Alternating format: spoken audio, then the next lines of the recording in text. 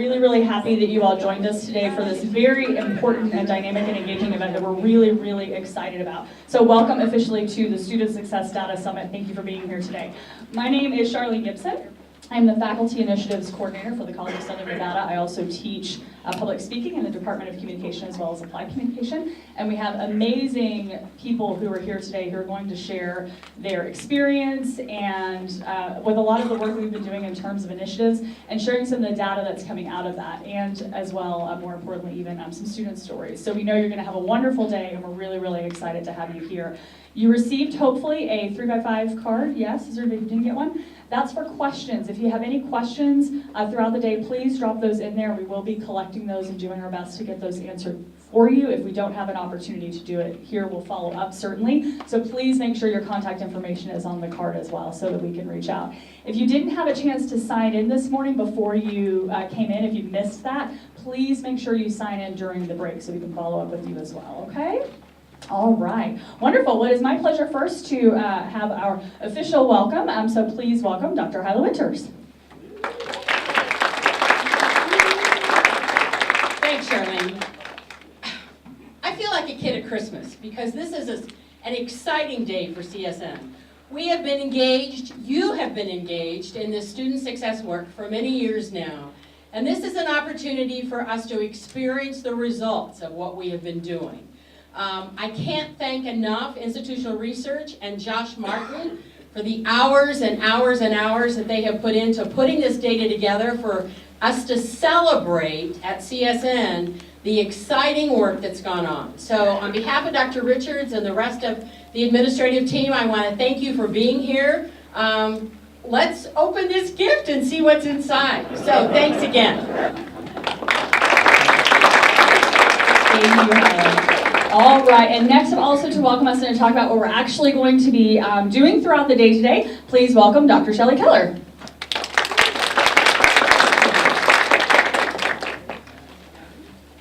Good morning. Good morning. I've been planning this for so long, I can't believe the day has come. So I'm so excited that you're here. I'm so excited to actually have Dr. Gonzalez and Dr. Nixon here who behind the scenes have gotten plenty of phone calls from me saying, what do I do now? Should I do it this way? Should I not do it this way? And I'm very grateful for that opportunity to work with you too. I mentioned my colleagues up here, Hyla Winters and James McCoy. They are always there supporting me, and thank you very much. The rest of the folks up here have been very instrumental. IR, Josh, has worked, I'm sure, way above and beyond the hours that he is contracted for in terms to put this data together, and I'm extremely grateful to him. All of you who are here to talk about the various initiatives that you're engaging in, and you've brought students. Students, raise your hands, please.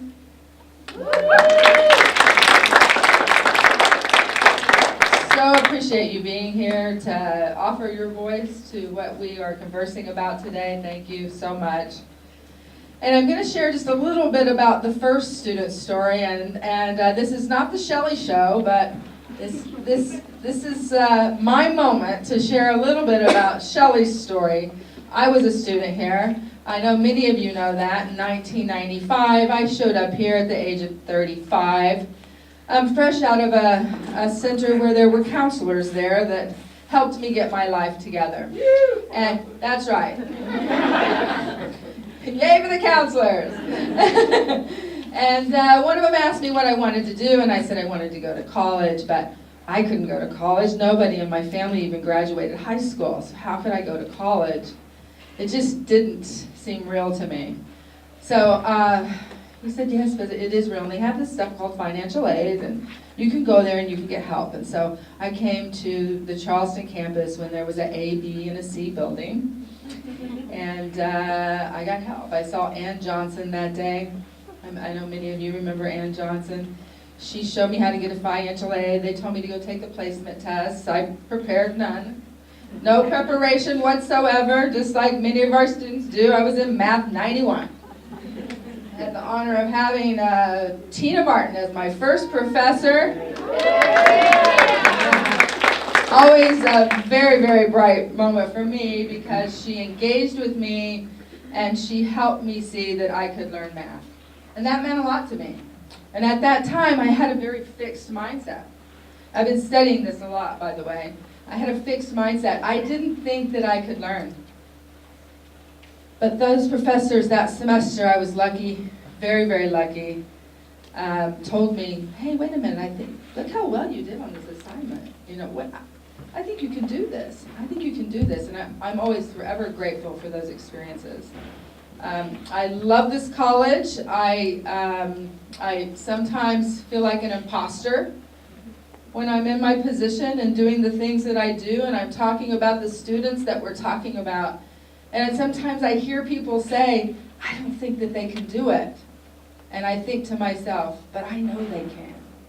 I know they can because I did. And I had a 9th grade education, math 91 level. I did test in the English 91. I gotta give it that. But when I hear those things, that's what I think. I think they may not be prepared, but they are capable. And that's my message to you today, along with these objectives, of course. Maybe.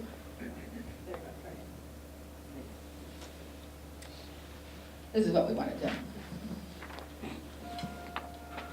Bring any divide between data and decisions, share student stories, share the good and the bad and the ugly of initiatives. It's not all good stuff. It's not all good stuff. We run into all kinds of challenges. We need all kinds of data. We need to assess. Anyway, we'll share more later. Encourage continuous improvement. That's something that we really, we do a lot in, I'm going to mention Centers for Academic Success because we do a lot of that. We engage in focus groups and surveys, and we talk to our students and our faculty and our staff, and we find out what's working better. And right now we're studying why do students like one-on-one tutoring more than drop-in centers, and we're going to make improvements to see, to make those services even better. So things like that. Just talk data and assessment. I want to show you this video as a start to the student story part, or I guess a continued.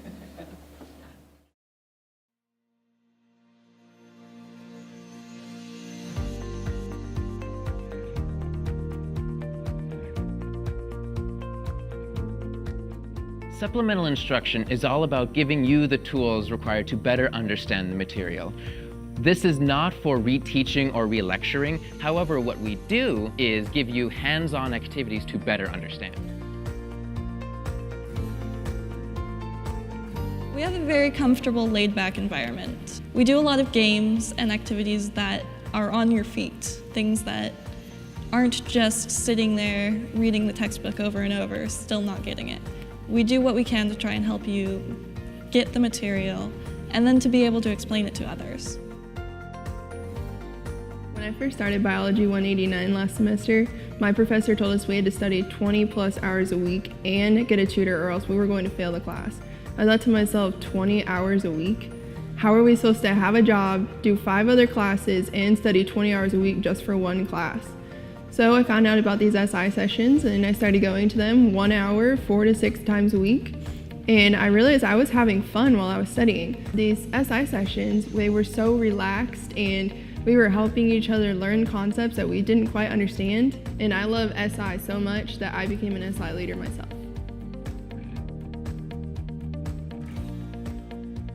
Supplemental instruction sessions are one of the best things a student can do for these classes. SI classes are set up for historically difficult classes that students aren't going to succeed very well on their own. So you can now go to these SI sessions, get this special interaction, doing the games, doing these interactions that you can't actually get in lecture. And now you have this SI professor or this SI leader that has done the class before. They know what you need to study. They know that you need to focus on this area and not that. If you're doing this on your own, you are going to have to put in the extra time outside of class and these SI sessions. But don't waste your time studying things that aren't going to be there. The SI instructors know what is going to be covered, know what you need to focus on, so you can really hone in and be efficient in your study time. So SI really does work. We see a letter grade and a half improvement in students' grades when they attend at least one SI session per week. I also see an improvement in their confidence levels. Sometimes the students will leave the lecture and maybe the way that the professor explained something to them, it just didn't click for them. And they'll come into the SI session and the way that one of their peers explains it, it does click, it makes sense now. And now you have the student who came in confused and is now leaving more confident, more in charge, and this student is leading the session, they're taking charge in the conversations, and for me that feels amazing to know that I at least helped facilitate that.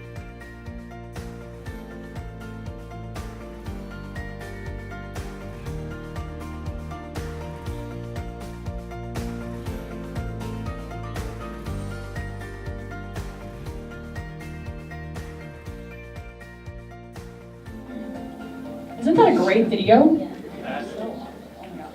Shelley's team makes awesome videos, lots of great students involved in that. So we actually now have the privilege as well of welcoming a student who can speak personally to her supplemental instruction experience. So please give a warm welcome for Jessica Veach. Come on down, Jessica. And she not only was involved in, I get background noise, I have a soundtrack, it's so exciting. People pay good money for this stuff. Oh, forget it, it's fine. It's good. All right, so Jessica, in addition to having had a wonderful supplemental instruction experience, which she's going to tell you about shortly, was also recognized as the outstanding biology student last year. So I think she deserves another round of applause for that. Welcome, Jessica. Hi, everyone. Like you mentioned, my name is Jessica, and in the spirit of full disclosure, I actually started out in supplemental instruction as an SI leader, and then I became an SI mentor. So I can go on and on about how well I know the strategies work and how much students benefit from SI. But I would also like to talk about it from a student's perspective. So knowing how wonderful SI was, when I started my Chem 121 class, having 3 kids at home and a husband to take care of, I knew that it was not going to be easy to pass that class. So I took the same advice I give to my students and started going to SI sessions as a participant. And you've already heard how well it works, and it does. But something that you don't hear about is the social aspect that happens. I met people there who are goal-driven. They want to graduate. And at home, I'm not surrounded by people like that. So meeting with these people who are so goal-driven and they want to, they want to go to school to completion. They want their degree. It's really given me something that I don't have from just going to a tutoring session, or that I don't have from just going to lecture.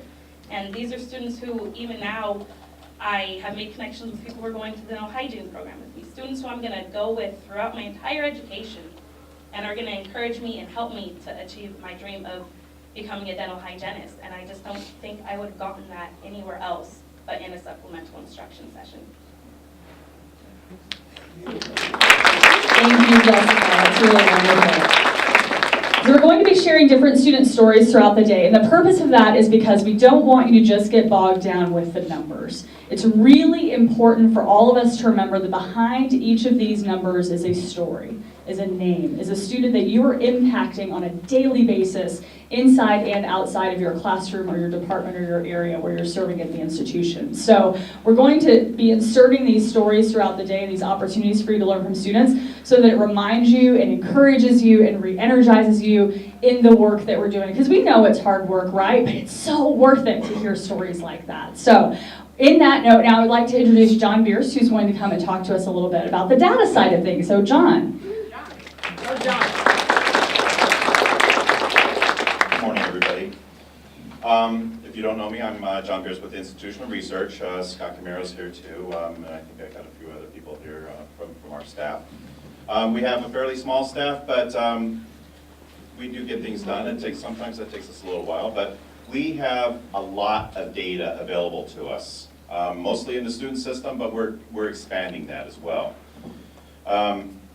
We want to get it into your hands so that you can make the decisions, better informed decisions and plan effectively. So we don't always know what you need, and sometimes, honestly, no offense to anybody, but sometimes you don't know what you want. Oh, okay, sorry. So what I'd like to try to express to you is that if there are things that you think that you want or need or that you'd like to see, let us know. And we have to start that dialogue so that we can work with you to figure out, where we can go. But you can use your note cards, you can drop us an email, you can call, whatever, catch us during, one of the breaks, whatever. Just let us know what you're thinking about.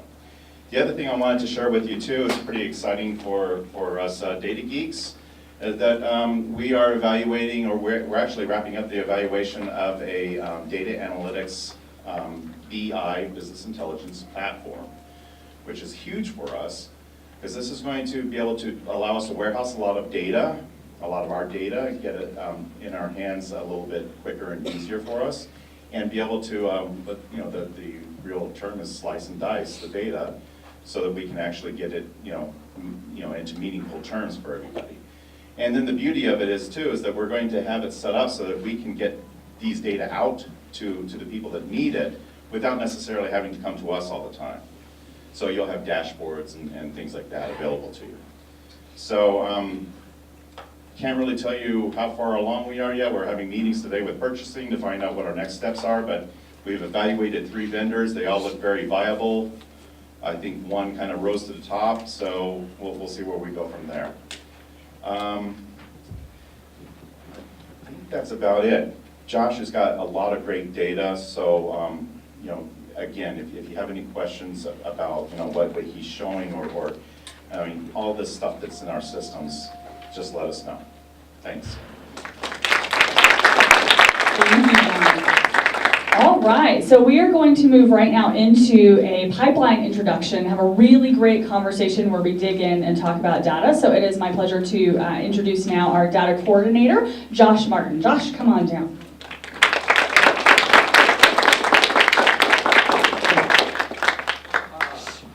I'm going to ask a question. Can I make things more intimate? Two. Oh, I tooted. I'm all about two. All right. And 2 are good to go. All right, so. All right. Okay, so my name's Josh Martin. For those, how many of you have dealt with me before? Oh, you poor souls.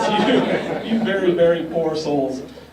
So I'm in charge of kind of working with some of the student success data that runs through Shelley's office, the Office of Academic Success.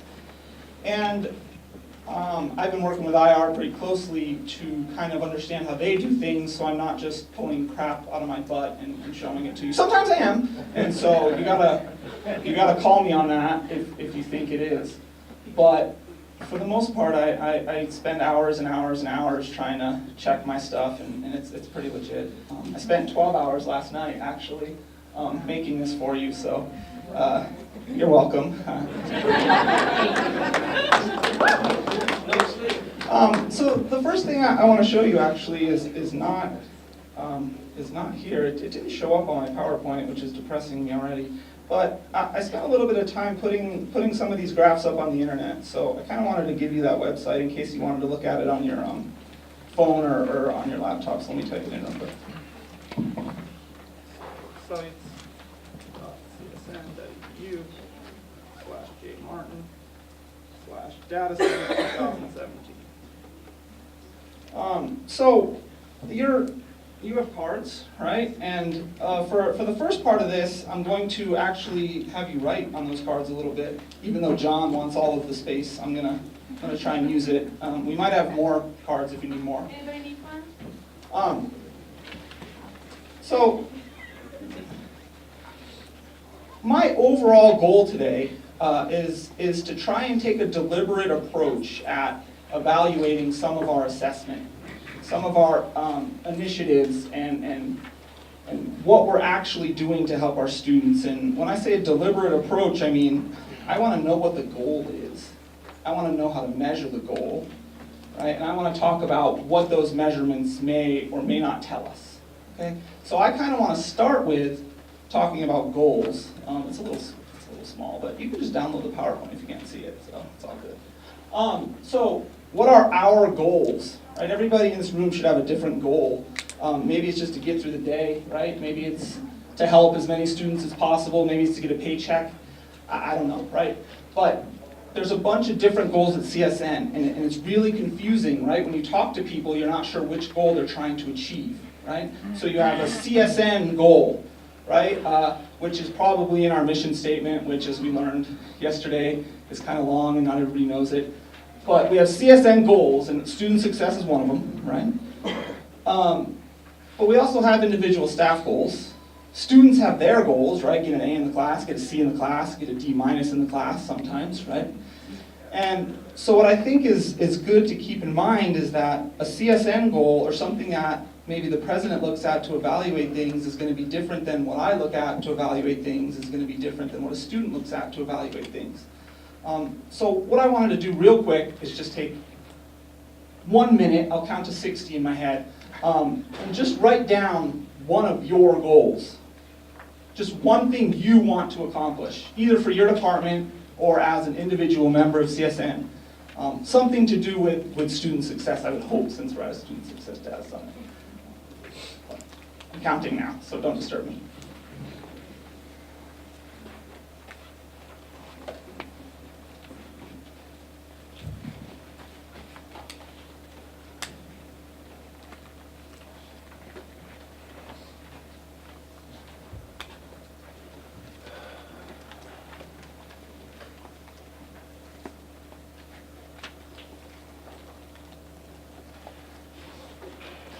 All right, I'm gonna have to 45, so hope you write fast because I can't stand silence. Somebody share, anybody, somebody brave, give me a goal. To graduate college. To graduate, oh, I like you. What's your name? Artesia. Say it again. Artesia. Artesia? I like that goal. We're gonna talk about that goal a lot today, so that's a good one. You got another one in the back? Yes, I'd like to see improvement in completion for our students who have taken a reading course. So students who have taken a reading course, we want to see improvement in their next class or improvement in their college experience after that? Yes. Good, Ryan. It's kind of three, but equals one. Increase retention, persistence, and graduation. You know, Retention, persistence, and graduation, they kind of funnel in, right? correct.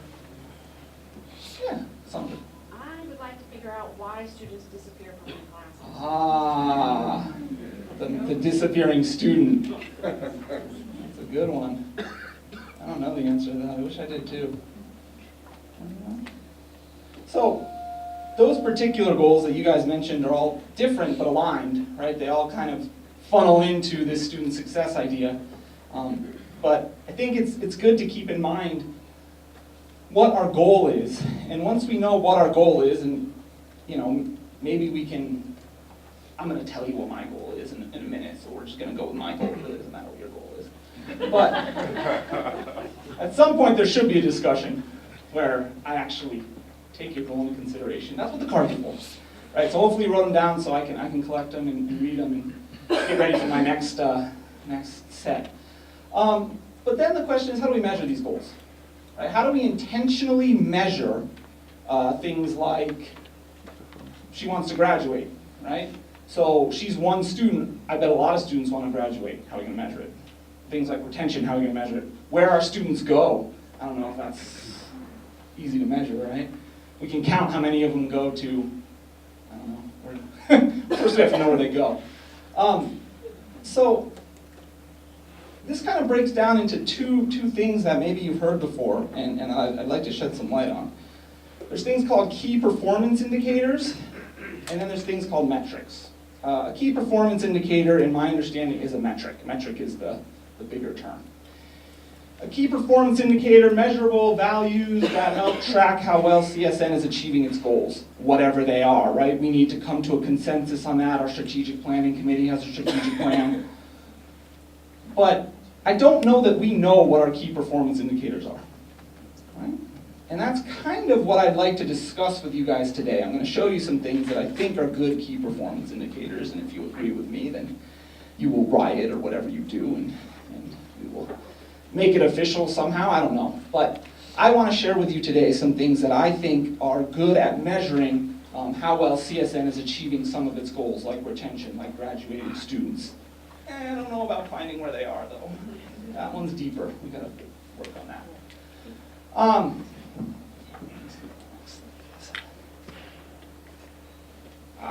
Yes, this guy. Okay, so I'm actually going to take a second and do something by hand for you like a real teacher, because I want to prove to you that I not only do data, but I teach math. Check this out. As soon as my screen comes up. Oh, JK. Come over here. There we go. Solid.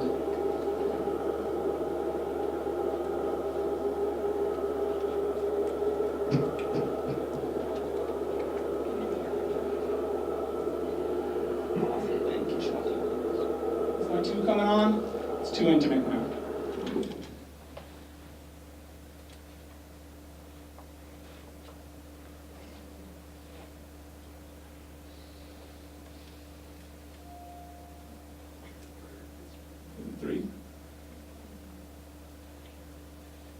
I'm just going to turn off all the lights. There you go. Don't worry. There. There it goes. Okay, so this is about goals. Our students,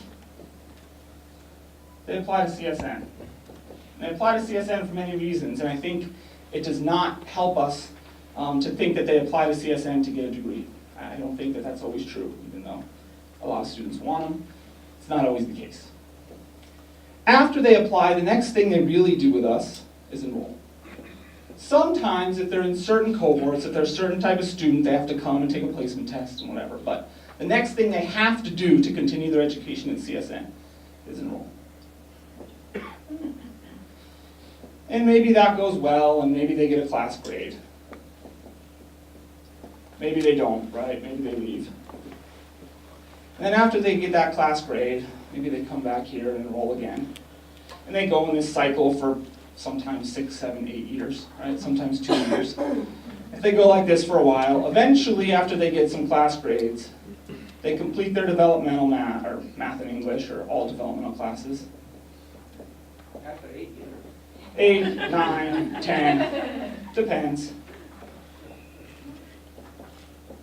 And then eventually, if they're persistent enough, they graduate, right? Or get some sort of certification that says you are now smarter or more persistent than your neighbor, I guess. And this is one of the main things that a lot of people measures, right? iPads, VFA, NCHI, right? We measure this graduation rate. And we do it, I don't know, because universities do it, because it's easy, right? There's a lot of reasons that we measure this, but I think what's good to keep in mind, and what I'm going to have you brainstorm and help me with, is that after each of these milestones in a student's career, we could lose them, right? Where do they go? Right, they apply, maybe they're just applying because they want to try out the application and get ready for another college. Then they're gone, right? We lose them. Maybe they enroll and the class is just way too difficult, they're not ready, don't even make it to the class grade, they're gone. Maybe they get the class grade and that's all they wanted, gone.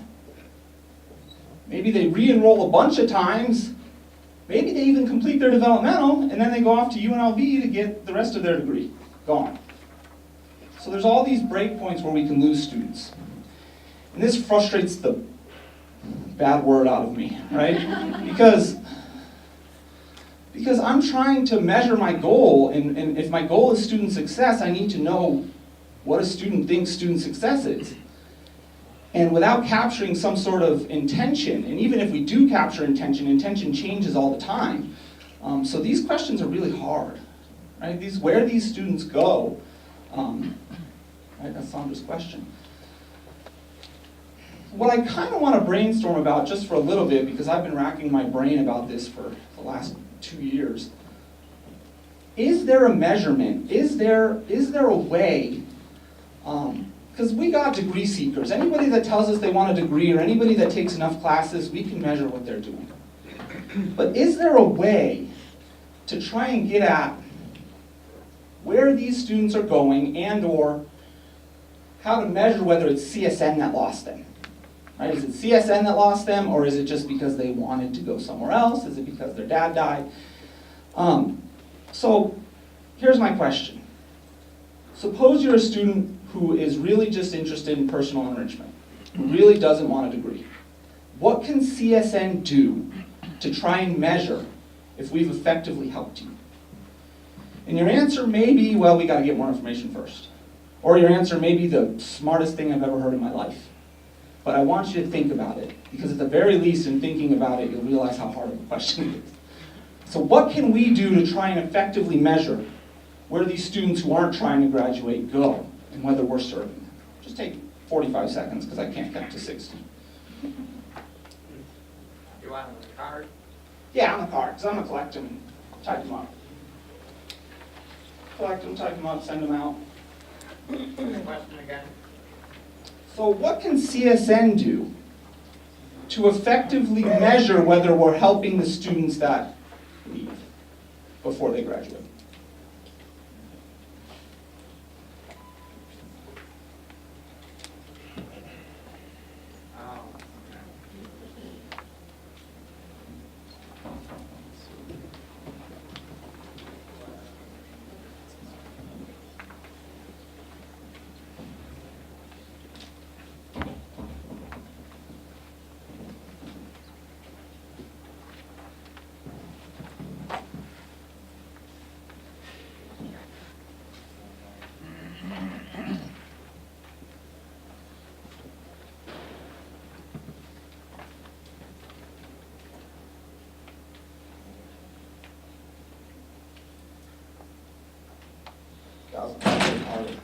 That was a little harder, huh? Did anybody come up with anything? Anything that might? Please. Micro-credentialing. Micro-credentialing. So when they come in, oh, no, explain that to me. Well, you have to define their and understand their goals, and then the institution has to find some way of credentialing it, because the institution is about credentialing. I see what you're saying. And so if they're not going to be here to get a AA, then we're losing all this value we're adding to the system, and we need to find a way of capturing that. Capture that value. Makes sense. Yeah. Maybe just a survey to our students during each semester. Maybe, like faculty just gives out, because they might already be gone, right? Well, just during the semester, one time during each semester, asking students what their perceptions, strengths and weaknesses of the programs, what their plans are. Definitely think that could help. Brian? Track through student notes. We could do the academic advising notes that actually track the success. That student's here for personal enrichment, just wants to take this class. Then we could actually use those notes to compare if the student completed the course. That's clever. I didn't think of that. Ask them during enrollment, when they go to enroll for a class. That's something where it asks, why are you enrolling in this class? Personal enrichment, reading, and then at some point, if they're withdrawing from the class, you can have them voluntarily answer why they're leaving as the registrar, or even on the course evaluation at the end of the semester. I like that. So we'd have to set up some CSN policing.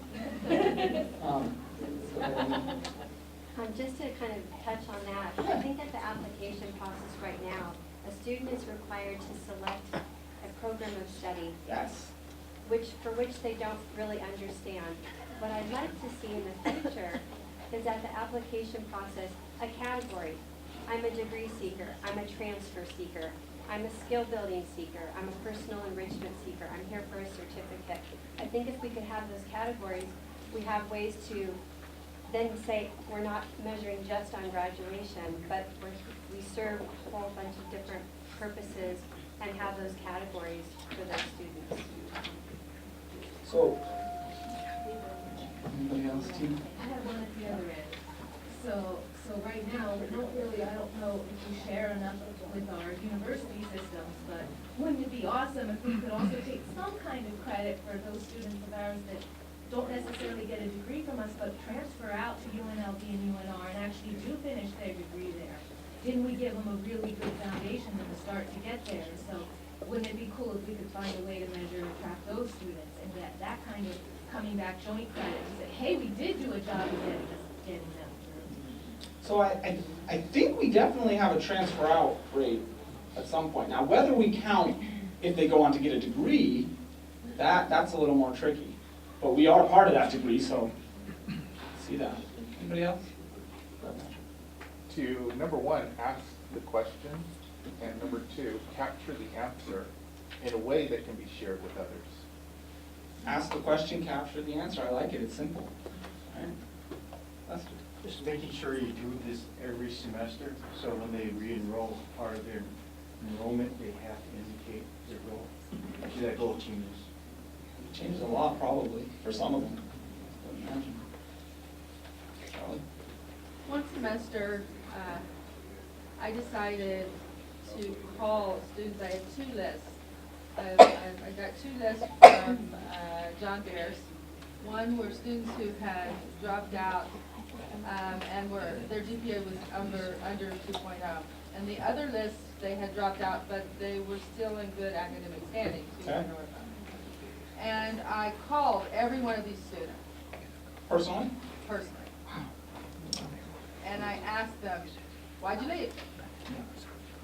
And, sometimes I found out, I didn't like the class, I just didn't feel like I was getting what I needed, but that was so minimal in terms of what I really found out was an overwhelming sort of story, personal stories, every one of them. Even one told me he had been shot, in an accident, well, it was an accident, like family stories, divorces. I couldn't, I had to go to work.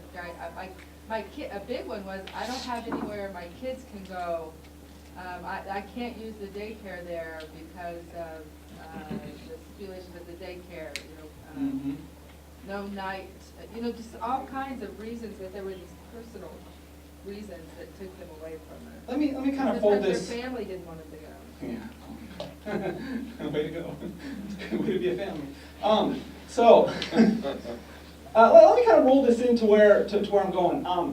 Please write these suggestions down, because if I hear something that I can take action on, I will make a measure. Right? I like that. That's what I like to do. Something like Ryan, something like looking at advisor notes. I mean, that's something we already have. But before that, what would be really nice, and I think we have this, hopefully as we redesign our application, we might be able to do better at capturing intention on the front end. I think that is very important to get some of these questions answered.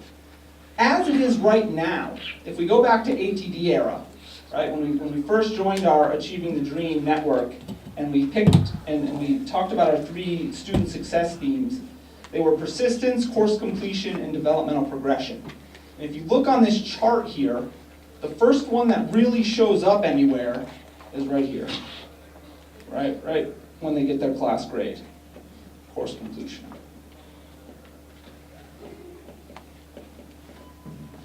And then after that, they may or may not choose to re-enroll. If they do re-enroll, then they've persisted. All right, so persistence is right over here.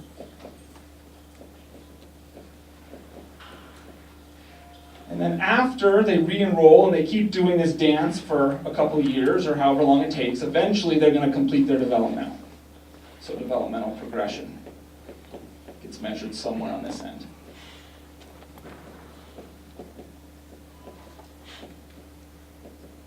At least the final stages of the developmental progression. I suppose you can start measuring it as soon as they enroll in class.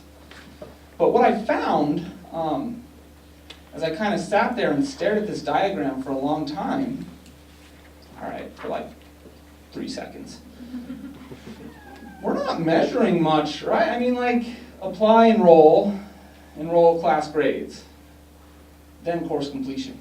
So it's not that we're not measuring these things, but it is that these 3 themes do not capture very much on the front end here. So I have one more question before I finally get on to the data. What would you like to capture? Right? What would you want to know about our students on the very front end, between application and enrolling, and between enrolling in class grades? Right? Before we get to this course completion. what kind of measures, what kind of attributes of our students, anything at all. Take 40 seconds, write it on your card. Shh. Write it on your card. 40 seconds. Because I want to collect these. If you tell me, I will forget. That's just how I roll. Write it down. Question again, John. What would you want to capture about our students? What would you like to see in a report in a dashboard about our students that happens between application and enrolling, or between enrolling in class grade?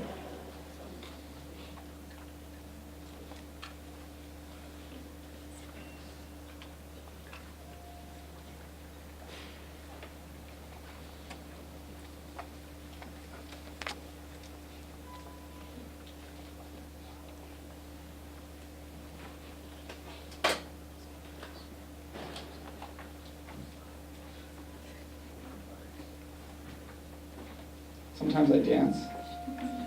I don't know if you call this dancing, but sometimes I dance to embarrass my daughter. Oh, she hates that. That makes her so mad. All right, just a couple of things you'd like to know. Okay, so what I try to do is I try to approach these things a little more locally. What can I do? So when I have a large number of students that, quote, disappear, they're going to be unearned Fs. One thing that would help me is did they just disappear from my class, or did they disappear, from all their classes? Because if I knew they kept their other classes but dropped or just disappeared from my class, they didn't even bother to withdraw, maybe there's something I can do or should be doing instructionally to reach those students. I don't have any window into that. Makes sense. That's interesting. Okay. So I'd like to get at all of the stuff that Shelley brought up on the front end. Now I know that we can't really get to that, but for example, how much time do these students actually have to devote to school? How much time are they single parents working 2 jobs? This sort of thing, I think if we had that data, we have a lot of answers about the difference between the students who are succeeding and being able to stay and the students who are not. Yeah, I want to piggyback on that. A risk assessment. As soon as they come in, what is the likelihood that they're going to need an intervention, and can we do it early?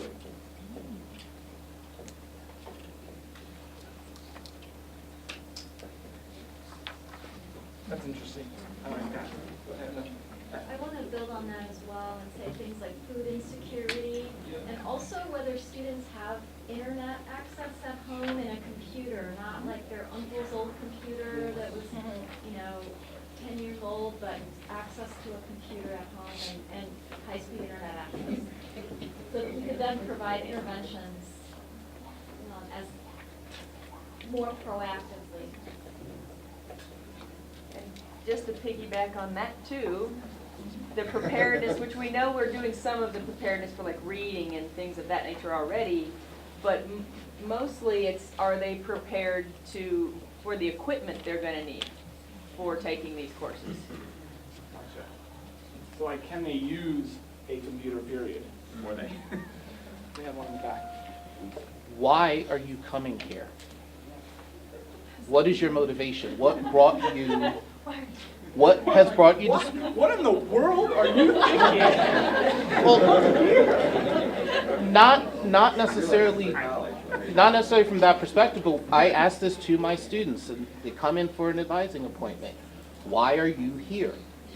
What is your motivation? What brought you to fill out that application and decide, I want to come to school? Whether you're 18 or 48, something is drawing you here. So what is it? Let's start figuring out, what do you want to achieve? What is your long-term goal? Where are you going to fall on this? Are you just coming to take English 101? Or are you coming to get a certificate? Are you coming to get a degree? And then from there, we can start to work out, what is your risk? What is your issues? How are you doing on placement? Are you ready? And then I can design the plan and the interventions that are going to help you persist. I'm with you. Go ahead. So I'm going to be positive for once in my life.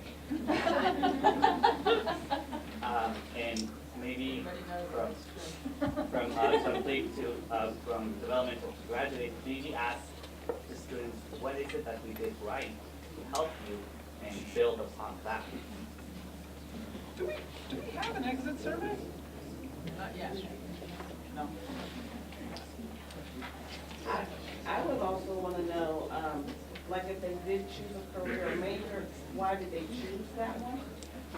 A lot of times they think they chose the right area of focus, but it's really not the one that they really want to do. Oh, I make tons of money to be a nurse, but I don't like life. Right. What drove you to that decision? Why, do they really even know what their degree program is about? Everybody has an opinion about this one. I think combine all that, there's a need of assessment. If we do the need of assessment, what they need, and then we can refer them to the right area or right, like do they need a workforce development courses? Do they need So is this like the risk, kind of like the risk assessment, right? Just needs, what do they, what are their needs? Like a life and career exploration. In the middle.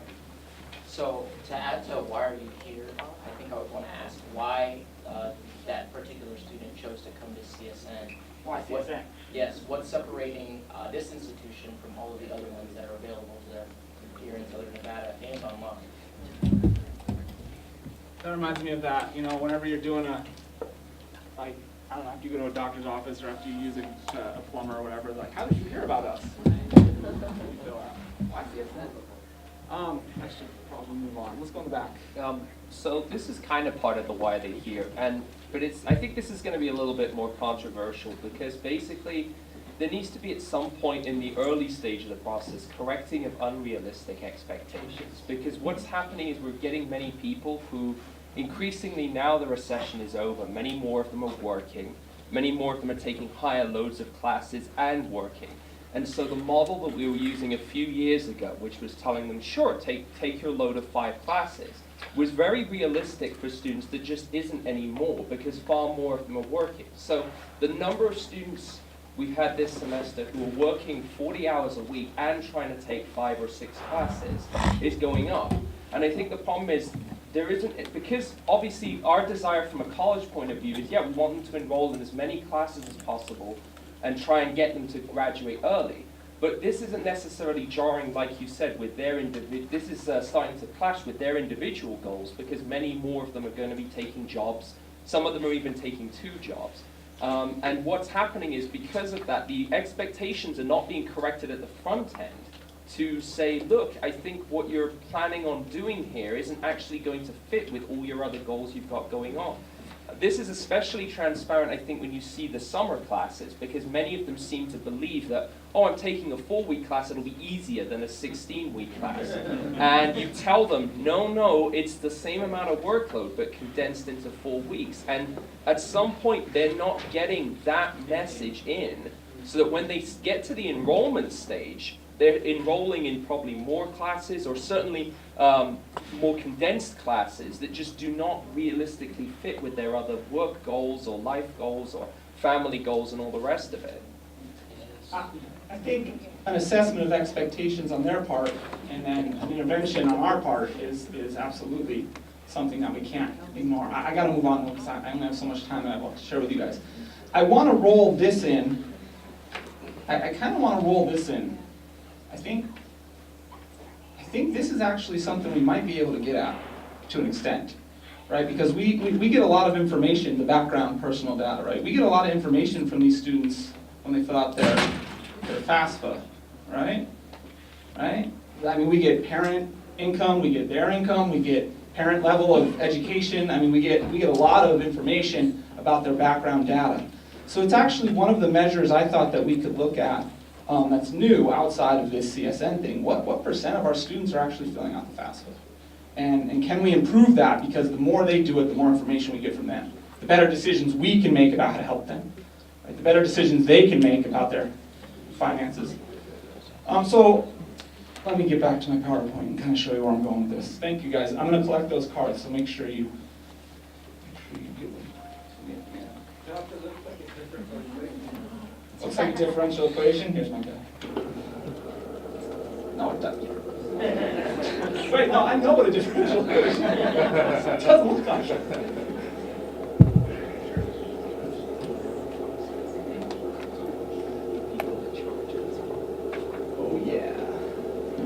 Oh, yeah. All right. Probably need to unmute my picture. Oh, yeah. So, this is kind of my schematic here of what our students are going through, right? This is what I just drew on the board. I needed it in my PowerPoint too, so here it is. And I'm going to focus today, because it's one of the things that we have been focusing on, and I haven't got all your feedback yet, the graduation metric. Okay, how are we getting our students to graduate? It is important, right? It might not be the only one, but it is an important one. And these are kind of where our metrics come in that I was talking about, right? We have course completion. It's going to work. No. Oh, no. That's my homework. There's my button here. Oh, well, whatever. I'll just point. We have course completion, we have developmental progression, we have persistence. These three up top here are new ones that I'm thinking we might be able to measure. Oh, look, I got a typo already. You see it? FAFSA completion, placement completion, placement completion. Placement completion is important, but it's not really that important. So FAFSA completion is going to give us a lot of extra data, I think, about who our students are. Placement completion is going to give them a lot of extra data about where they need to start, and we're doing a lot of good work with that, I think, with our first steps. The final one here, if we're talking about course completion and developmental progression and graduating, the final one I meant to put up there was enrolling in English and math immediately. Number of students that enroll in English or math their first semester. So these are kind of the main categories I want to look at. I'm going to focus on our ATD metrics and give you a little update on how that's going first. And then I'll talk a little bit about the other ones. Okay. Zoom. I'm going to frame this in terms of leading and lagging indicators because I think it puts a perspective on things that we haven't had before. A leading, I guess let's start with lagging. A lagging indicator, right, is a measure that changes after a particular trend has begun. Something that happens after the fact. A leading indicator is something you use to predict a trend. Right, so my favorite example, this is where my homework comes in. Right. So he's on his scale, right? Homer doesn't really care about losing weight, I suppose, but maybe you do, maybe I do, right? Maybe I need to cut some pounds down. If I want to lose weight, what's the one thing I'm going to look at every week or every day or whatever to figure it out? Scale, right? You're going to look at that number. That's a lagging indicator, right? Because that happens after the fact. After I've already eaten this donut, my lagging indicator is telling me you're fat. Right? That's what my scale says. There's no numbers on it. A leading indicator would happen over here, right, before I eat that donut.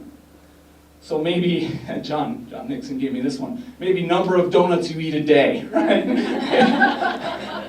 That would be a leading indicator. Or maybe hours or minutes of exercise, or number of calories you intake. Something that can help you predict whether you're going to lose weight. We have a lot of lagging indicators. Persistence is a lagging indicator because it happens after the fact. It happens after they already re-enrolled. Course completion is a lagging indicator. It happens after they already got through their course, right? I think we need to do a little bit of development on the leading indicators. And so here's kind of my hierarchy because I like charts and they make me happy. Our lagging measure, our ultimate lagging measure that we're talking about today is graduation rate. That is the thing that happens at the very end. Right? Everything that is already going to happen has happened, graduation comes in. Things that lead into graduation, as we've been working with ATD, we say persistence, developmental progression, course completion. If you do all these things well, you will graduate. But my question is more on the front end. What can we do on the front end to make sure that they graduate, and how can we measure it? I made up some examples. I don't really know, right? I'm BSing just like you guys, but tell me, right? If it doesn't make sense, tell me, right? But here's a leading measure: satisfactory service rating, right? So I'm thinking about advising in particular here, or orientation. Student comes in, they go to orientation, they do surveys, they get those surveys back, and it says, I didn't understand a word about financial aid. you can change that, right, for the next group. You can change that almost immediately if you get that survey information back. Satisfactory advising rating, same idea. Placement test rate, developmental start rate. This one's a little bit longer, right, a little bit more of a lag, but you can kind of measure, even as enrollment is starting, how many of our students that are enrolling in math or English or enrolling in developmental. And if there's not a lot of them enrolling, if there's not a high enough percentage, we can do more outreach to get them in there, right? But this is something that you can measure day by day as enrollment is happening to help start this developmental progression beast that they have to take on. This one I'm really interested in. This one I think maybe with our student success committee we can get at here. Course completion. Right now, the way we're measuring the leading indicators for course completion that we have access to are poor, right? So as a teacher, I know probably within the first week which students are at risk. Right? I know it. I know it because I give them a pretest, or I talk to them, and I do some homework with them. I know it. But we don't have right now a systematic way of checking at the beginning, did our students even do the first assignment? Right? And that might be something we can get at with some sort of attendance policy, right? Or with some sort of unified upload of certain Canvas data maybe, right? But there's ways to possibly get at this that we can then say these students are at risk. We do early alert. I haven't heard. I should probably do a metric on early alert. So anyway, these are some leading indicators. I was going to ask you what other leading measures, but I'm short on time. So if you can think of some, write them down. Okay. So before I get into the actual update, my actual data, I know you're all inspired now and you want to listen to me talk and tell stupid jokes more. But before I get into that, I have to tell you what I'm going to be talking about. So I'm looking at this persistence, this course completion, this developmental progression. And those things really lead to graduation, right? Those don't measure those outs as well. Okay, so we're going to be talking a lot about degree-seeking students. But let me take you through the kind of students we're talking about here. New to CSN cohort.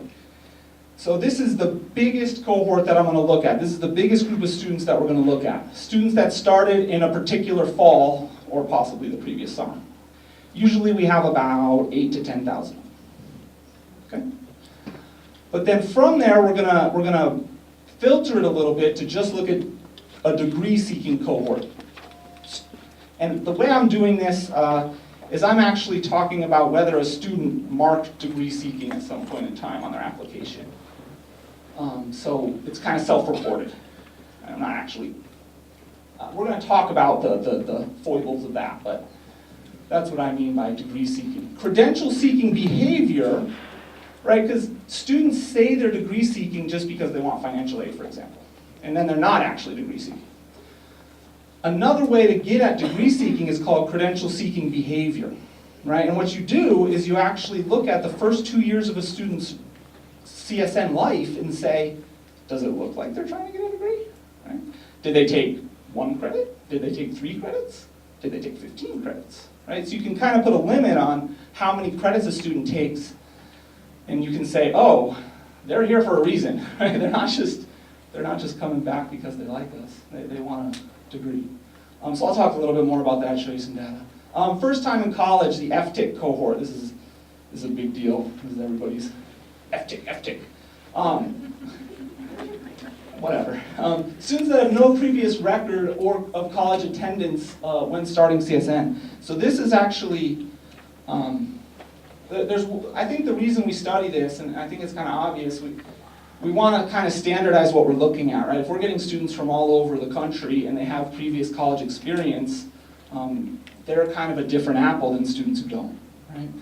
And so the FTIC cohort has been vetted through, I used a lot of the files that IR sent out to the National Student Clearinghouse, right? So there's a clearinghouse that, I don't know, some huge percentage of colleges upload to it, don't they?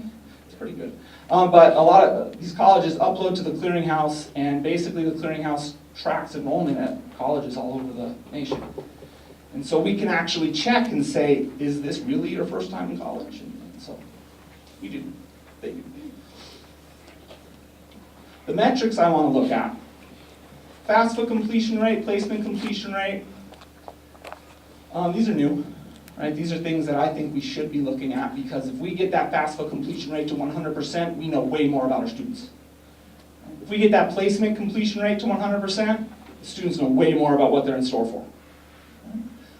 Course completion metrics, I got a couple. I'm only going to talk about one of them today.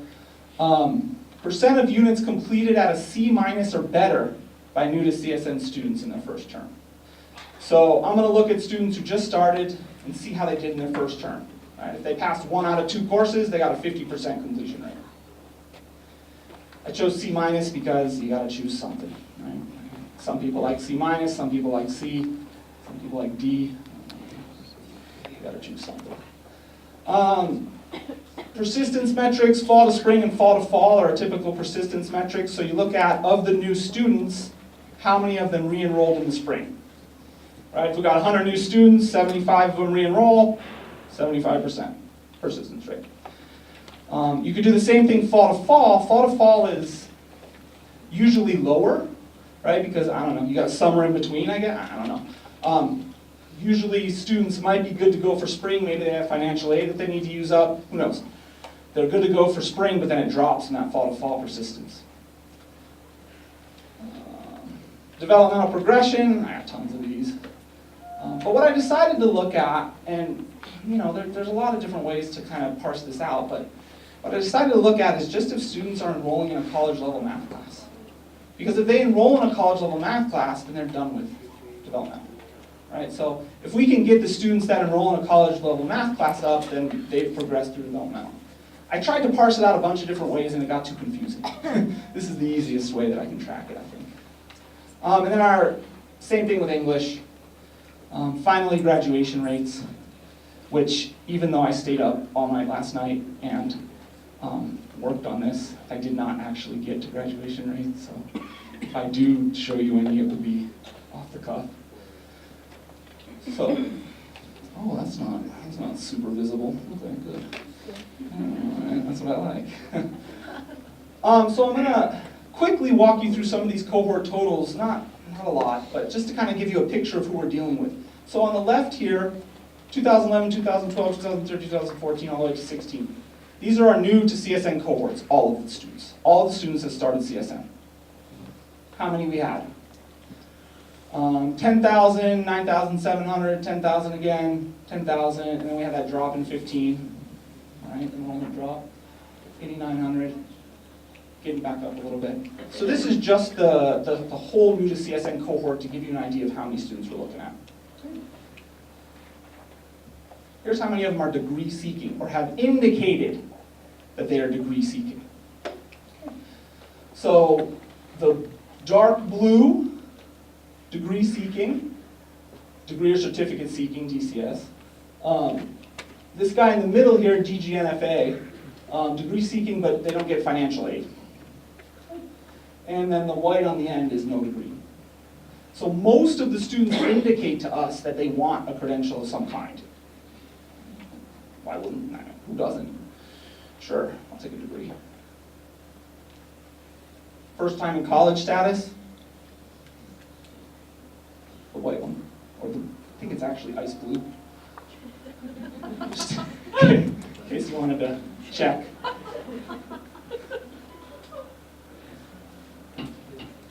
First time in college and degree seeking. So these are the guys we're going to be looking at a lot of the time. Right? They had no previous college experience and they indicated to us that they want a degree. This is the green, the dark, whatever color it is, the dark color.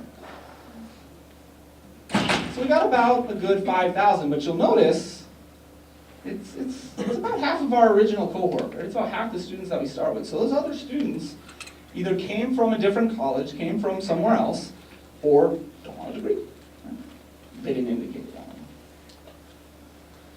So I'm going to talk quickly about credential seeking behavior versus degree seeking, just to show you the difference so you can see that maybe this might be beneficial.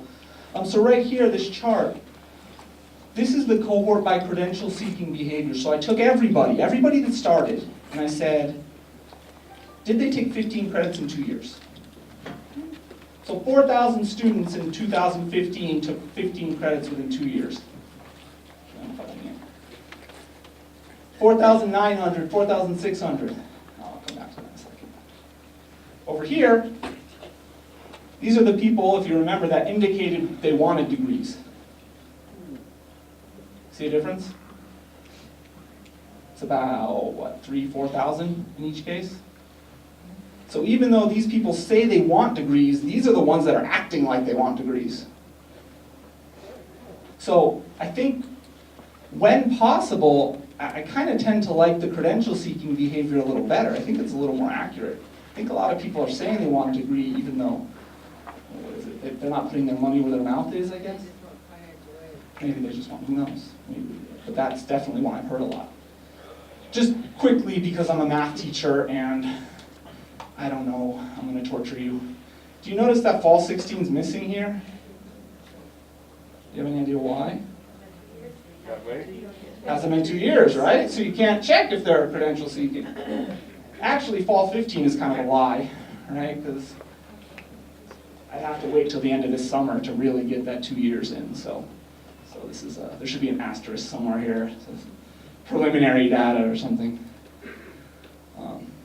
So now I'm going to talk about persistence. But when I talk about persistence, I'm only going to focus on first time in college degree seeking. Okay, because if you just came here to learn underwater basket weaving, as I hear all the time, even though I never took that, you're not going to persist, right? You're not necessarily going to persist. But if you say you're degree seeking and you're first time in college, then you're going to be here for a while, right? Whoa. Whoa. This is our fall to spring persistence, okay, for those first time in college degree-seeking students. Okay, 77.6 is where we were at just this this is with the data that we got from enrollment this spring. Maybe they never get out of CSN, but they certainly keep coming back, right? I think we keep going up. I mean, we're doing something to get them coming back. And I think actually it's kind of interesting right here. I mean, you know, you can speculate all you want, and you're going to hear me speculate some BS, but there's actually a pretty big jump from fall 13 to fall 14. I don't know why. I have an idea. I don't know why. Maybe we'll talk about it later. And then I disaggregated. If you look on the web page that I gave you, I have like 7 or 8 disaggregations just for you to browse as you will. But I pulled out a couple of them. This one's Pell eligibility. So I looked at our financial aid FAFSA records, and I said, let's look at students who are either Pell eligible or not Pell eligible, and then let's see how they persist, right? Because I think there's a perception that socioeconomic status can be measured a little bit by Pell eligibility, and if you are lower on the socioeconomic rung, then you're not going to persist because you have problems in life, etc., etc. I don't know. Pell eligibility, in my opinion, isn't the best. I don't know if it's the best. I don't know, right? Because if you don't fill out a FAFSA, I don't know if you're Pell eligible, right? But that achievement gap, at least, looks like in this particular case is closing a little bit. I'm going to talk about later, we're going to take a break before, but I'm going to talk about later maybe some of the interventions that are helping with this and how we can maybe not prove it, but at least lay some breadcrumb trails as to why they might be helping. Just wanted to give you an overview real quick, though. Another disaggregation, what do you notice here? This is ethnicity, persistence by ethnicity. Some of the gaps are closing. Some of the gaps are closing. I like Hyla. Hyla's very optimistic. What does a pessimist notice?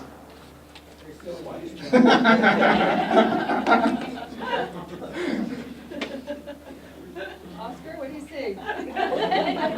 Four.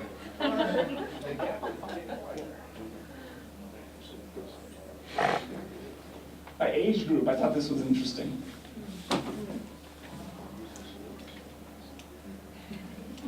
What is that dark green at the bottom, Josh? I'm sorry. 40 plus. I mean, what age group? I'm sorry. 40 plus. 40 plus. Yeah, they're up at 58% persistence, last we heard. So they're, I mean, one could say, somehow perhaps CSN is not serving that population the same way they're serving the others, or perhaps they have different intentions. So my overall point, kind of to summarize, and I went through it fast because I'm rambling, but our persistence is going up.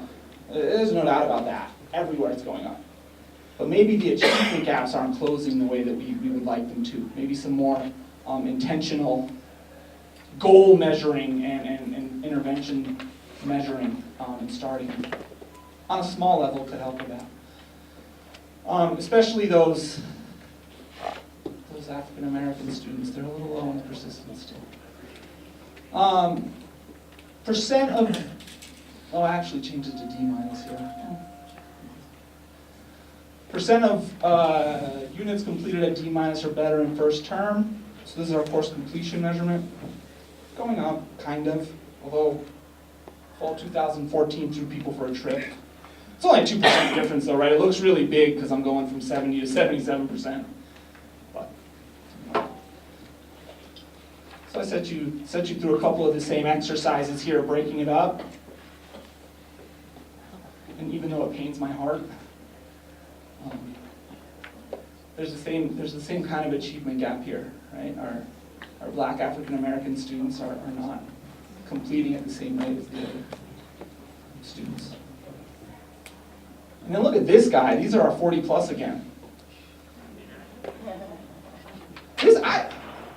I was looking, I'm thinking this might be a small cell kind of error, like maybe there's not enough. I was so busy last night I didn't get to look into it, but a 22% drop that's interesting. That's something for me to look into later when I haven't been up all night. But they're coming back up. I thought it was interesting how all of a sudden in fall 2014, though, these guys dropped. Maybe they all got jobs. Maybe, right? Maybe the economy got better, right? That's absolutely an option.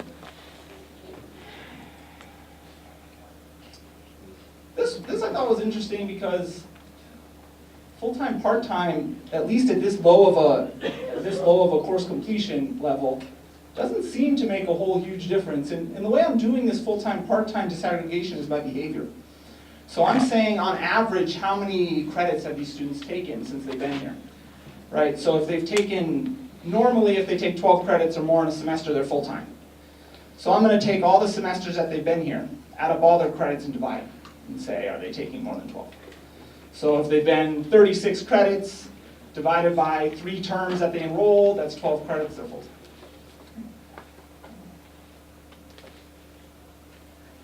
But I thought it was interesting, they're not as far away as I would think they might be. Because you get that story, part-time students, I mean, they got a lot of stuff going on, right?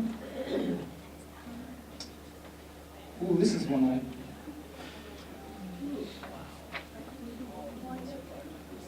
No. So what I did is a behavioral indication of online work, right? So I looked at each student and I said, okay, what percentage of your classes are labeled online? Right? So the black line down at the bottom is all online. Right? And it's I have the numbers. It's not that many students. It's probably 200 or 300. Whereas all in class is more like 2,000. So this white line here is none online. Actually, the two lowest are, at least the two lowest for most of the time, are none online and all online. And I kind of read into this and I thought, if you look up at the top, that's between 1 and 25%. And so I kind of read into that as maybe if you're more versatile, maybe if you're willing to take different classes, you're going to do better in them. But Josh, the online is closing. That is. In 2 semesters in a row, right? So it's not just a one-off. It could be something significant. Why is that, Adam? Personally, why do I think it is? We've placed a lot of effort in evaluating those online courses and how faculty are actually setting them up and instructing students in an online format. To do with a lot with the DE committee and the work that they've done. But what do I know? I like it. Yeah.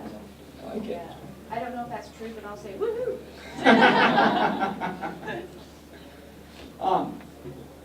Last thing I'm going to walk you through really quick, just as kind of our update.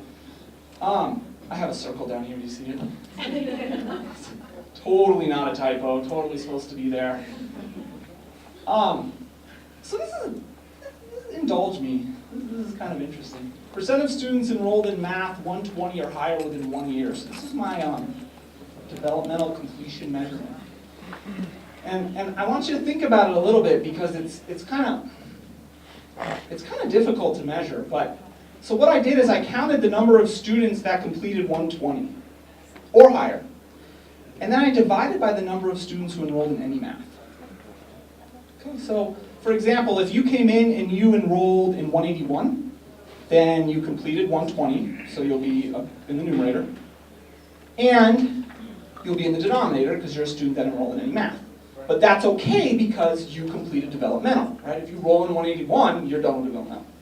So I think this is a kind of layman's way to get at developmental completion. And I'm actually pretty proud of my department, I think. What was the percentage in fall 15? 44 is our last percentage. 44% of the students that took math completed developmental.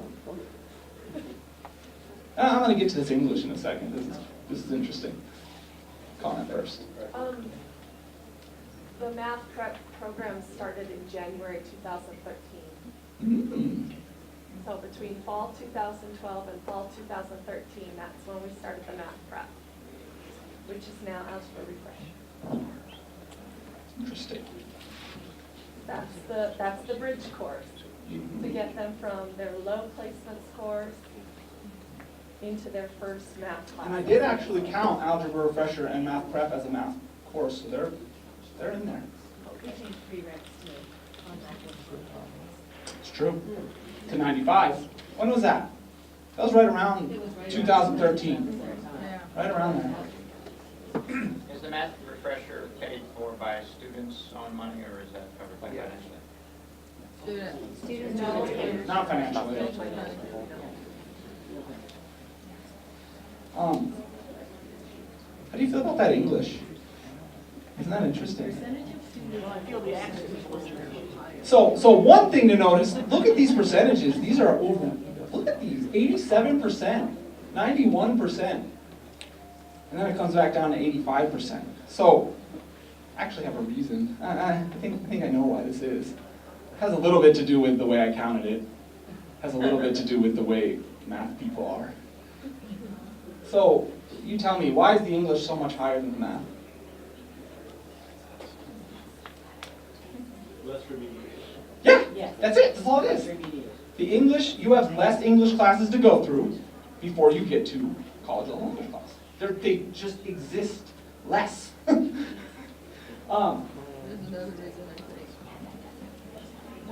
just coming from Centers for Academic Success, I'd say it's easier to help them prepare for placement.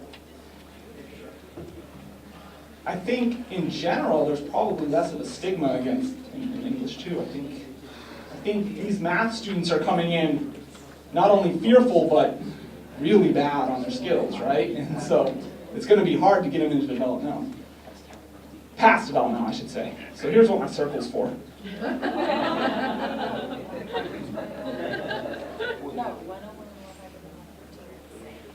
So I have for you here our cohorts, and then I have for you our developmental classes. Math. The placement, right? Where students place. These are what they took. This was their course taking, their actual. So in the fall 2011 cohort, there are 518 records of English 98. And I didn't do this to correlate with anything up there. I did it to explain why English is higher and why there's a spike.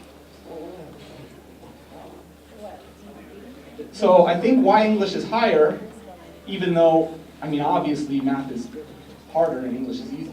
But other than that, look at this English remediation here, right? Look at this math remediation here that people go through. There's just more to go through. What is Math 92? And why does it exist? Math 92 is our bookkeeping for stretch courses. Does that make sense? We need to enroll them in something for extra credits when they enroll in 120, and so we pair them up. Math 91 went away because it wasn't getting funded anymore. That was basic algebra. Math 93 went away. We're trying some stretches out with it and working with that. It's coming back a little bit. Math 95 and 96, and then this over here is our algebra refresher math prep category that I just conglomerated them into. So I think the number of math classes is, I don't know about a problem, but it's definitely contributing to these low percentages. I think the spike is right here, honestly. And I think that's when we changed to Accuplacer. Is that what it was? Yeah. Oh, really, Deborah? Yep. So you got, It overplaces low. all of a sudden, you got way more students placing into English 98, so that's gonna, that denominator's going up, basically. Go ahead with that. Do the separate ESL classes factor into this at all? Because I actually didn't factor them in. Go ahead though, explain the reason. yeah, well, no, I'm just wondering because if we're talking about the number of classes, like you said, there are there are 7 or 8 math classes to do before that level, correct? Right. But does the same trend happen for ESL classes when you're prior to taking English 101 or 102, for example? Because if they have to take those classes as well, then yeah. Right on the card. Will you? That way I can remember and factor it in next time. But, go ahead. I have one more question, Josh. Only because not all of our students are required to take Math 120. Why did you not factor in Math 116? Do you want my honest Josh answer, or do you want my politically correct answer? Your honest Josh answer. Because Math 116 is remedial. Okay. From your perspective. Well, if I'm counting developmental progression, it kind of cuts the line, right? Because there are some students that take it for developmental progression. There are others who don't. So it's hard to. I respect that. It was hard to measure, so I just cut it out. For some of the CTE people in the institution, I would encourage you to consider making that a qualifier. Well, if you count 116, you have to count English 100. Oh, no, I am counting English 100. Oh. You did count English 100? Yeah. Yeah, that's not good. Which is remedial combined. Well, yeah, But if they pass it, they get college level credit, right? So I counted it as college level. I'm just. No, I absolutely understand what you're saying. I have another slide where, do you guys understand the Math 116 issue? Is everybody versed in 116? If you are in a CTE program, or if you're, if all you need is Math 116, then once you complete that, you've completed your math requirement, right? But if you need Math 95 and you're using 116 as a pathway, then you haven't even come close. So I kind of had a crisis to deal with, so I just cut it out. I point out too that some of our certificate programs do not require math at all. So you can graduate with those certificates without math. I think if I had more time, what I actually planned to do was, and I actually have it done, it's the smart way to do it, I categorized our degrees as certificate or as AAS, and so transferable or non-transferable degree. And so really this should be counted in the transferable degrees, right? Because 120 is a class you need for a transferable degree. So I could do a little better with this. No. I would like it if we could get to the point where each of our classes had a skill set that was attached to it, so that when I'm putting together my history class and I'm doing assignments, I have an idea in my head what types of skills, in addition to history content, my students need to have. So is this like a learning outcomes type of? And there's a reason why the assessment director is saying yay about that. Because I think what Tied in, we're right? working towards is having gen ed outcomes that include skill sets. Right. So that I can make sure if I've got students who are in these classes, I can be reinforcing maybe some of the English stuff or even some of the math stuff. Because actually history and algebra kind of go together a little bit. That's blowing my mind right now. I know. But we track variables and then solve for the conclusions, so we do that. But I need to make sure that if I can reinforce those skills when I'm having them do my assignments. That is a huge, huge need, I agree. And I think we're making some progress. But I mean, each discipline should be able to quickly write up what skills we contribute and what skills we want students Have you ever seen anything done quickly? CSN? When I'm in charge of a committee, yes. Colleges pursuing guided pathways under the model that boards are pursuing. That's an important component. It takes some time to get there, but that's well defined within the model. But in our pathways, it usually focuses more on content. No, I agree with you. Skills. Skills, I agree. It should be skills. How long do I have, Shelley? Till altogether? When am I supposed to be on 11:45? 11:15 with everything? 10:35. So I'm going to go ahead. I have some FAFSA data here, and I have some placement data here. But I kind of talk too much, so so I don't get to go over it very in depth. The FAFSA data is actually really interesting. I broke it down to degree seeking, right? Because you're not going to fill out a FAFSA if you're not seeking a degree. I mean, maybe we want people to so we get data, but let's be realistic, right? We got about 65% of our students filling out FAFSA. If we could get that to 90, right? We have such rich data that, because right now 65% isn't really enough to apply it to the whole cohort, right? Because you're going to be missing a big chunk. But if you can get that higher, I think we would gain a lot of evaluation, risk assessment data. Placement test taking, this is amazing, right? Partially because of the way I'm counting it, and partially because of, I think, our First Steps program. The way I'm counting it is just if you take any placement test. Not all 3, not 12. If you take 1 before you enroll, you're a winner, right? Winner, winner, chicken dinner. This I'm really proud of. I can't take any credit for it. I would have to give it to Ryan and his team and Patrick. But I think we're, at least as far as enrolled students in math courses, for their first term even, not even their first year, their first term, we're like skyrocketing, right? Look at I don't know.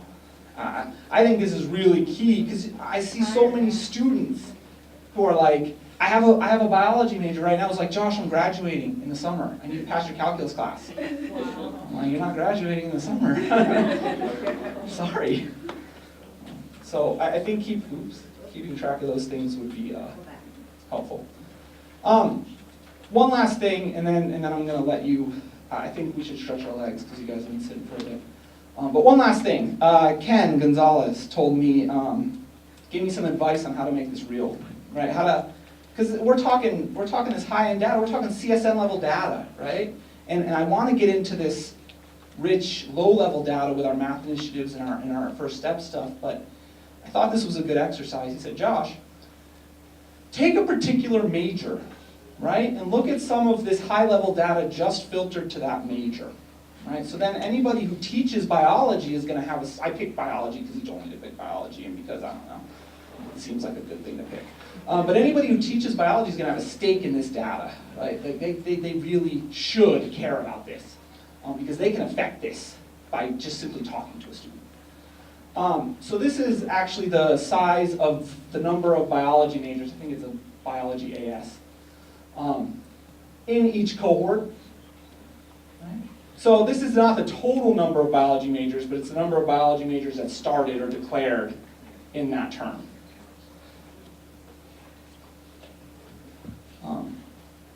This is of those students, the percentage that they enrolled in an English class in their first term. Anybody know why this is? Because English was Because we made it a prerequisite. Because we made it a prereq. Right? I mean, but it does it, right? We want them in English. They want their biology class.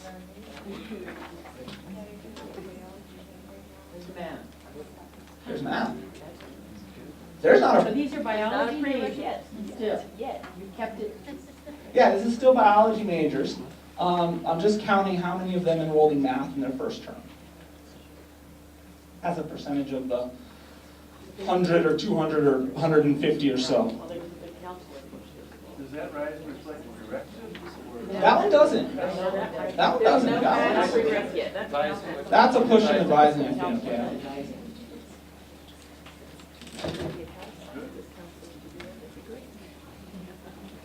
I wasn't going to include this, but then I saw it and I'm like, fall to spring persistence all of a sudden shot up by 20%. I don't know. Got my math and English out of the way. Maybe, Ryan, now they see a goal, they see the goal. You can see the finish line, because they made it through math, Josh. Yeah, it's nothing to do with the biology teachers. That's right. I should say it was math 616. Oh, this is something that I don't have time to talk about right now. Oh, but you have to briefly. All right, briefly. I'll go briefly. So there's a link to these, and I want to send out the Excel spreadsheet, but this is kind of the evolution, and this is kind of bringing it home again to teachers, I guess, and maybe some advisors. This is the latest formation of the Hells List, if you want. What I'm measuring here, I'm going to talk as quick as I possibly can. I'll do that. Okay, we'll just go right in. So Shelley told me you don't get a break, so blame her. You do get a break. No, she's lying. With refreshment. Okay. So what quickly, semester does this reflect? this reflects a 5-year aggregate. So this is from Okay. fall 11 Okay, to spring 16, last spring. okay. And what it's calculating right now is enrollment. Okay, so over here, and I'm going to talk about this column in a second, but over here this is enrollment in sections of Psychology 101. This is the number of sections, this is student enrollment, right? And then right here, this is what I call the enrollment footprint. This is actually how much of your class, contributes to the overall enrollment of CSN. Right, so Psychology 101 is 4% of all of our enrollment. Okay, that's actually really large considering we have hundreds of classes, right? But the question comes up a lot, I think, or at least the question should be asked. Maybe there's a large enrollment, but do we actually get a large amount of funding? Right? The funding formula is a little tricky with the enrollment, right? It's not just people who enroll, it's not just completers, it's weighted completers, weighted student credit hours. Right? So over here, you'll see the weights of these classes, and these are more or less dictated to us by the regents. Okay? A lot of our subjects, and it's by subject for the most part, at least as far as I've seen. Most of our subjects are weighted 1, which means that enrollment just counts straight up. All right, 1 student completes, we get 1 point in our base formula. But some of them are 2 or 1.5. Right? So in that case, if 1 student completes and like Biology 189 has a 2 weight, then it's like 2 students completed. Okay? And actually you multiply it by the credit hours as well, so it would be, if 1 student completes, we get 2 times 3, 6 completed credit hours. And so if you look on the right here, I actually sorted the spreadsheet by the percentage of actual, a possibility of weighted student credit hours, the maximum number of weighted student credit hours you would get if all your students completed, and they were all in state. Don't worry about that. But what I wanted to show you, look at the bars. Wherever there's a mismatch in the pattern of the bars, right, somebody's getting extra money, I guess. More money than just the enrollment. More funding than just the enrollment. Right? So if you look up at, I guess Biology 189 is the first one, I'll pick on them. In enrollment numbers, they're 1.19%. But in possible funding, they're 2.36. So they've bumped up to number 4 on our list as far as weighted student credit hour footprint. So, who cares? I think there's two reasons to really take this in and think about it. One, I hope it inspires you to look at our funding formula a little deeper, right? I put links, there's on my website, on the website I gave you, there's documentation about this, and it has links to all of the weighted student credit hour the taxonomy for this, the classifications. It has a link to the latest summary about the funding formula. It's rich stuff. The other thing is this gives us something to leverage, right? If I'm being honest, right, the more money we have, the better we do by our students. I want, no offense, biology 189 completers. Correct. Right? Not So just I'm, you.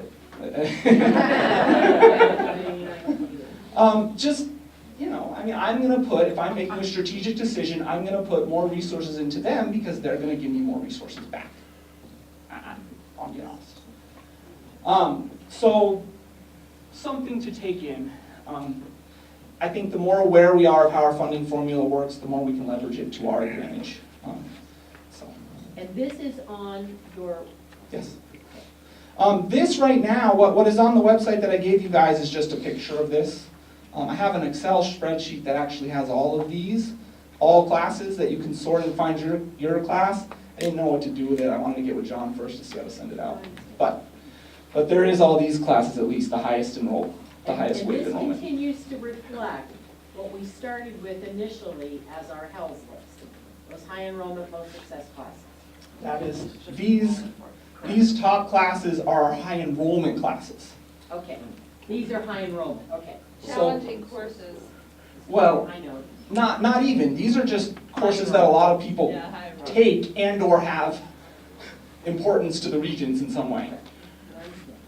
But the second part of that then is the self-policing part, which is the success. So this is kind of the big HELS picture. I've sorted it by weighted student credit hour footprint. So these are the most impactful as far as our WCH goes, as far as our funding formula goes. They can be the most impactful. And then these are some metrics that we can look to see if we're succeeding in those classes, right? I got some of the typical ones, pass at C, right? What percentage of the students passed at C? What percentage of the students earned an A through F grade? Maybe one of the most interesting ones is the fully attended percentage, right? Because I think possibly that we can, as an institution or as teachers, get our students to finish our classes. Maybe they don't, right? Maybe they don't get it all. But if we can get them to finish, they can get a little bit more out of it, we can get a little bit more money for it, right? I mean, this is something we might be able to impact. I can't necessarily make them get a C, right? Maybe they don't have the skills. Maybe they need to see it 3 or 4 times. But I might be able to convince them that if they stay in, they're going to learn something. This is a cool one. This is the average number of times that a student has to take a class, or that a student does take a class. Right? So the higher that same class. So the higher this number, I guess you can look at it as a sort of a challenge, or it could be that the students in this class are perfectionists and just want to take it until they get the highest grade. Or it could be that they need it for their gen ed and it's really difficult and they keep retaking it. But the higher this, and you can sort this and find your course and see what's the average amount of times my student has to take a course. How can I lower that, right? 1 would be what we want all of our averages to be, I would hope. The last thing I put on here is another kind of difficulty indicator. Cumulative GPA before, and then grade points in the class. Okay, so for example, on the top there, students who come into Psych 101 are cruising along at about a 2.5. In the Psych class, they get a 2.25 average grade point. Right? So, is that their cumulative? No, that's just in that class. Just in that class. So this is kind of trying to compare their behavior beforehand to their behavior in that class. So a naive person might say, oh, I expect them to get a 2.5 in that class. Of course, that isn't really what happens, but. So it's kind of a challenge index, again, a way to measure how challenging a course is, right? This guy that goes from 3.13 to 1.57, that's a biology class, isn't it? Biology 223. Hey, there's nothing wrong with that. like challenging classes, but it does mean we gotta provide that support. Right? These are places, especially biology now, all eyes are on biology with their two weight that we've exposed. So we're gonna SI that up, right, Shelley? We have. Oh, we have. What are we doing now? I'm done. I'm not going to talk anymore. I can help it. We can do MMP. So let me. Before we go on to first steps, this kind of wraps up my sort of summary of where our metrics are at. I think the takeaways from this are those achievement gaps. And I think personalizing some of this data, like looking at your majors, right, looking at your courses, and trying to make those changes based on what you see in your course or in your major is something that can help our students, okay? We're going to transition now. Shelley said we got a break in about 25 minutes after our MMP stuff. Okay. So we're going to transition now to the second part of our little data summit here, which is kind of taking some interventions and talking about how they how they interact with some of these high-level measures. And so I'm going to give it over to who now? Who's starting for us? Ed? Yeah. You got a PowerPoint you need to pull up? You got to get it? All right. My name is Ed Bataya, Director of Advising and Coaching. I'm not going to spend too much time talking to you because I'm going to introduce my two colleagues, coordinators who do the Herculean part of our department's work. Ryan Robb, Advising Coordinator, and Yvonne Jackson, who's Coordinator of Orientation. So I'm going to give you like a 30-second blurb about MMP, then became First Steps because we realized about 2015, and I'm going to give Robin Rohde credit for that branding. Ryan, Robin. So in 2015, we realized that mandatory matriculation sounded negative. Mandatory. What does it mean anyway? So I believe the ATD coaches were here when we talked about the importance of needing the institutional buy-in and rebranding that so it's an institutional cultural thing that's owned by all of the college. Related to that, we wanted to make sure that the rebranding had an action item, that it was student accountability. And so all of those things developed into what we now call First Steps. So thank you, Robin, for your rebranding of that. Yeah, could you? Thank you, Ryan. Okay, so advising coaching, we're an integral part of the intake process for students. What is the required first steps? It's mandatory advising, it's mandatory placement, and mandatory orientation. Those are the three checklist items that end up becoming a requirement. Students are prevented from registering until they get those things completed. Now we're trying to push the placement side, we're trying to promote more of the, if you have SAT and SAT completed, then we can use those instead. And that, I'm hoping that's going to prevent some of the bottleneck that's occurring with getting that piece completed for students. That's phase one. Phase two was required 2 years ago, though we realized we still need to do some work to make sure that that handoff is seamless. So we didn't put a required hold, we just put a checklist. So that was an optional requirement. Not a requirement, optional procedure that we wanted to have done. And we thought that was very successful. So I'm going to turn it over to Ryan, who's going to talk about specific instruments and variables that we looked at. And then Yvonne is going to talk about the orientation instruments. And I want to come back and share a little bit of metrics and assessment that our department did. I'm very, very proud of my department. We shine in so many ways, and I have all kinds of data to show you. I'm going to be limited at the very end because I know it's between us and break. But I want to make sure that we got lots of good data, and I'll be happy to share with you. So, Brian, it's all yours. I'm really a quiet speaker. Can everybody hear me? No. No? Oh, no, because then I sound like a bullhorn. I started here in 2015, February of 2015, so I did not participate in the kickoff, which was fall of 2014. For the mandatory matriculation process, now First Steps. However, in April, we, as a team, as a department, actually got survey data back from that very first initiative. That is the fall data and then the spring data that followed as well. as a department, we looked at that data and said to ourselves, what does this show us and what can we do about it? So much of the data, while students had a different experience and a good experience, some of the experiences weren't what we had hoped they would be. For example, some of the feedback that we received were the days were long. This is both student and staff that actually provided us with this feedback. They'd start their day at 8 o'clock, go through orientation, do a tour, and then they'd go through advising, and it was a long day. They also did, and I love this, Saturdays, but they were doing Saturdays all through June, July, and much of August. So they started actually doing SOS, which is Student Orientation for Success, 3 to 4 days a week, including weekends, and they did it for about 8 to 12 weeks. So some of the feedback we received from the survey, students felt rushed. They felt like, you know, nothing's working, I'm finally seeing an advisor, now it's time to go, because there's so many of them. They also had, our handouts weren't as well defined, shall we say. We also had advisors who were tired, they felt rushed, the equipment wasn't working. We had hold issues, and where's Connie, my friend Connie? She's gone, yeah. Holds weren't being removed on time. The process was a bit cumbersome is what I would say. It wasn't poor, it was just a bit cumbersome. So we looked at actually many of these, no departmental involvement. Departments weren't coming to the orientations. Could you hit the next one? So in 2015, fall 2015, we redesigned everything.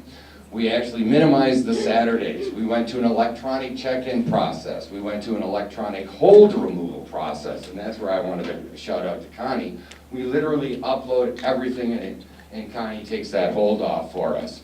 We invited all the departments to attend these orientations, provided chairs out front. We actually integrated some of the departments into the orientation, such as ALS 101, to talk about that class, to highlight the success of that class. We also invited e-learning so that they could talk about online learning. Is online learning for you? So I think that big one was all e-learning, right? Talking about it. So batch room hold removals, electronic sign-in, pre-printed degree sheets. That was one of the issues.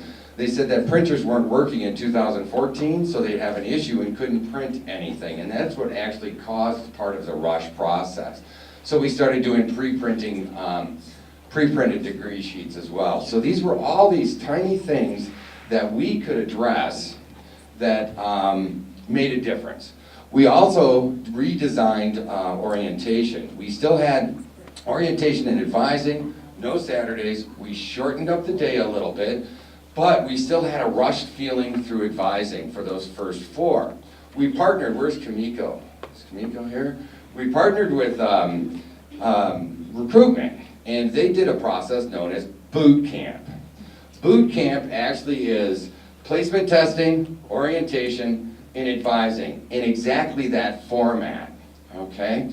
And one day, we were going through a boot camp, and all these students were coming back from testing 2 hours later, an hour later, and they were just kind of milling around, waiting for orientation, and then wanting to go on to advising. And AVP Latimer had this crazy idea, and it was insane. Why don't we advise these students now? They're standing around. So we literally started advising students immediately following placement. Advisors were happy, students were happy. Their day actually would go from 8 o'clock in the morning till about 1 or 2 in the afternoon, instead of 8 o'clock in the morning till 5 or 6 at night and walk out without a schedule. So every one of our orientations then turned into boot camp format. So we had placement testing, advising, and then orientation. You can go to the next one. So we got other phase 2 data that Josh shared with us in April of 2016. So we made some more changes to the process. We changed it to express enrollment. We also changed it so that it would be self-contained by campus. So everybody wouldn't be working every orientation. You'd only work the orientation at your campus or express enrollment at your campus. Shannon Gilliland has joined us, so she actually provides a financial aid presentation now, so that students are more and more aware of what the requirements are for financial aid. And then we, for departmentals, when departments come, we created a passport. We use it in transfer fairs, but George had actually come up with the idea for orientation that they have to go and visit each department and sign off so that they could get, win the prize. So, a lot more changes coming. I'm going to introduce Yvonne. She's taking it from here. Thank you, Ryan. Hi, everybody. So, just to give an idea of what we do in orientation, because sometimes it's like a broad kind of term. So, in orientation, currently we go through policy, responsibilities, you know, why do you need to go to school? We cover ALS 101. What's the difference between an academic advisor and counselor? When do you see them? We go through all of those things, public safety, and then we share all the resources. We do an overview of my CSN, how to enroll in your classes. We talk about what is mandatory matriculation. What are the steps you need to do? How do your holds get removed? And then we also turn them loose to visit the campus resources and the departments that are there. So this is one of the things that we continue to evaluate, right? Go ahead and go. So in our evaluation, you know, students can also do orientation online through my CSN in the online orientation to CSN. All they do is log into their My CSN account and they can do that. And that will also lift their mandatory hold for orientation. So over the last, we got some data from Connie, again, where is she at? Newton. There she is. We track like how many students do online versus on campus orientation. And what we found from January 16 to December, calendar year, more of our students were doing the online orientation. More of our students were doing the online orientation versus in person. But we still want to have both options, correct? So we saw 76% are doing the online orientation, and these are 76% of the first step students, okay? And the rest are doing the on ground. So this is one of the metrics, I guess you would say, call it, that we use to make decisions as to, hey, what if we just made online orientation mandatory? And we change our on-ground orientation to be more welcoming. Because we noticed through feedback from students and our advisors that we get the students in and we're really just transactional, not transformational. We're, okay, do this advising, testing, boom, boom, you're gone, right? We don't welcome them and say, hey, this is your campus. How do we develop that school pride for CSN? So that's one of the things that came out of the data, our internal data of, you know, examining how do students feel about us? What are they doing? How do they feel about their experience? And how does our team feel, advisors and staff? So these are some of the options that we propose to AVP Latimer as to what changes we think we may want to do to improve the experience for the student. So possibly making online orientation, you know, mandatory, because they're doing it anyway. So make them do that. Turn our regular orientation to more welcoming, and invite departments, academic departments, to participate, display their programs with the resources. Because we know students want to know, you know, they want to meet their departments. We also decided maybe we can make testing, you know, require testing before they can come to orientation. So that when they come there, they can spend more time creating that engaged environment, right? Have testing done. Put it on the student too, because it is their responsibility to do that. Add more empowerment and accountability on that. Orientation only, adding different you know, days where we may do orientation. So these are still things we're just bouncing around. But that's what I love about our department, because we're very fluid. We're like, okay, well, what can we do next? You know, how can we improve this experience? Out of this, I guess since I've come back, you know, come back in August, one of the things, once we started, we realized, hey, why don't we create an express enrollment committee, subcommittee? And it's comprised of our advisors. So they have ready input to what we do. Because, you know, they're with the student. So that's one of the things we're also kind of, they help drive our decision by their feedback, and they help the development of these new processes and things we're doing. And express enrollment. So we're thinking of doing Saturdays only, where we do testing, orientation, and advising. Only Saturdays. During the week, they do testing on their own. They come in, orientation, advising. This is just options. And then changing the name. One of our key advisors, George Ambris, said, hey, workshop means work to a lot of people, or it doesn't mean what it should be to other, you know, to students. So we thought maybe we call it advising registration day. So it sounds like more like what we're really doing with them, registering them for their classes. And that was it, right? Oh. And after each orientation and after every advising workshop, students do an evaluation. And we try to get them to do it before they leave. So they're a captured audience. So this is just some of the data that we've received over the years. Like today, for example, I'll just stick with the first one. Today's presenters were clear, organized, and knowledgeable. And we kind of stay in the 90s, right? Which is kind of nice. But we go back and review that data with each other and really try to make informed decisions to improve the student experience. I'm going to turn it over now back to Ed.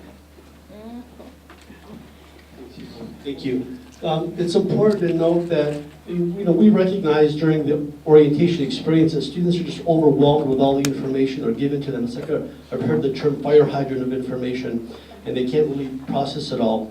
So we send them a thank you letter. We itemize all the important next steps that they have to do, and then we embed our Prezi link. So if we went through the information too fast, if they want to review it at their own time, they can review it again. Then our eval survey is also embedded in that thank you letter. So if they didn't complete it on ground, they can submit it at a later time. All right, so I didn't explain the 2-step versus 3-step, Yvonne, but there's also an a la carte option too. I call it a la carte. Students who don't want to do the all-in-one can do the 2-step, which is placement testing, advising, and orientation only. Or they can just do all 3 steps on their own. I call it the a la carte option. They can do online orientation, they can come and meet with an advisor one-on-one and do placement tests on their own. So we had about 38 sessions last year, and we consistently see about 1,300 students each summer getting ready for the fall. So I think we're trying to, and Saturday sessions are very popular. That's usually the highest yield. So we have to meet the students where the demand is. So we need to continue that. I think we have 5 or 6 sessions scheduled 5 Saturdays. For this summer, yeah. So you can see we track all the data, how many students are coming to each campus, the average per session, and you can see the 2-step versus 3-step model. The 3-step model is the one that works for us, but it's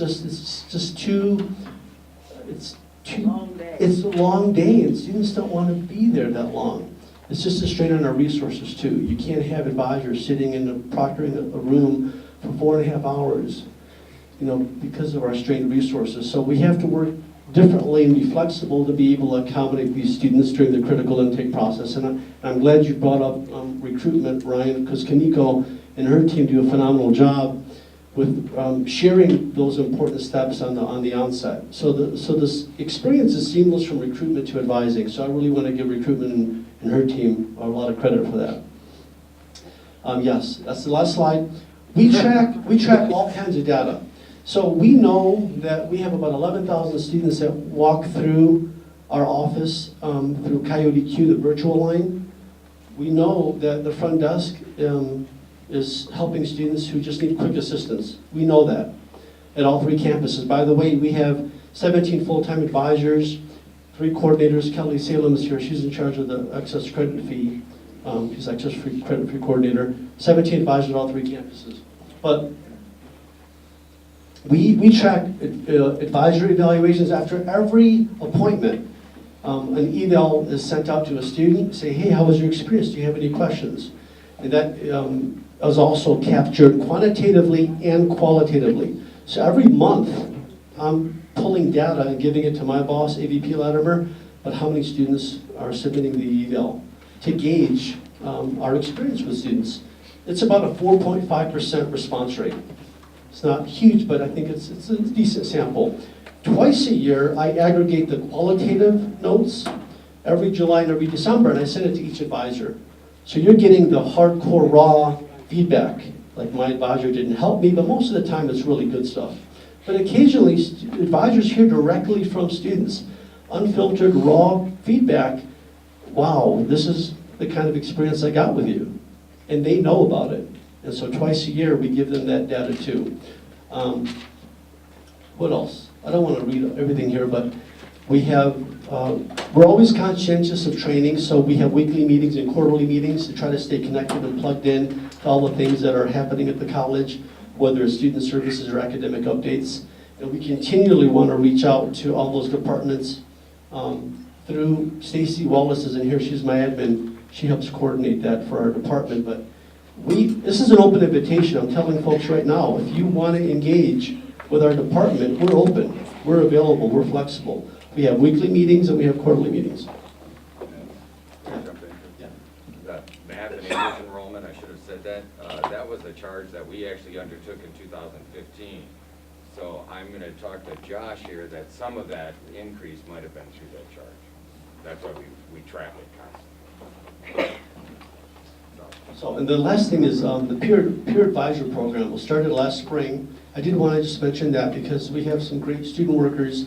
So in spring when we kicked it off, it was designed as a 1-week follow-up post-appointment. So our advisors send out an email to students after the second day within 48 hours of their meeting to ask a student, hey, do we answer all your questions? Do you have any other information that you need?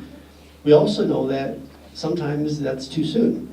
So the peer advisors then would follow up a week to 10 days later to also follow up proactively to let them know, hey, is there any other support that you need? The bottom line is our department is accessible, we're available, we're conscientious of the student satisfaction experience. The next step we're going to do is I'm going to be working with IR. I just got charged with my boss Laura yesterday to then look at the cohort, an AGS cohort of those who came through the experience and those who didn't, to see if there's achievement gaps. So we're going to move beyond the satisfaction piece to look at hardcore academic data to say, hey, this really was something that made a difference. So we're moving beyond the satisfaction piece to looking at achievement gaps. So I want to thank Ryan and Yvonne. They're phenomenal. I'm very lucky to have them on my team. And Kelly, thank you. Again, special hand for Ed as well, Yvonne and Ryan, please. Special hand and a big hand for Josh, who put together all of this.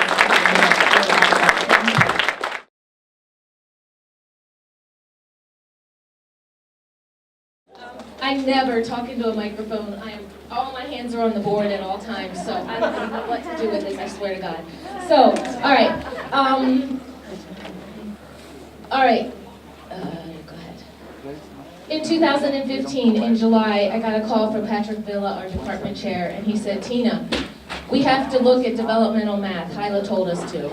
And that's a short term. And so he formed a committee. I'm chair of the committee, and I have 5 fabulous coworkers that also worked with me diligently for the past 2 years on, well, almost 2 years on these initiatives.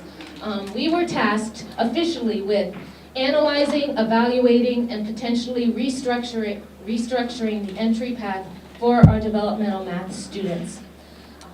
I don't know if you saw, but when Josh put up those figures with the entry-level math that students have to take versus English, we used to have, and Shelley was testament to taking our first 91 class.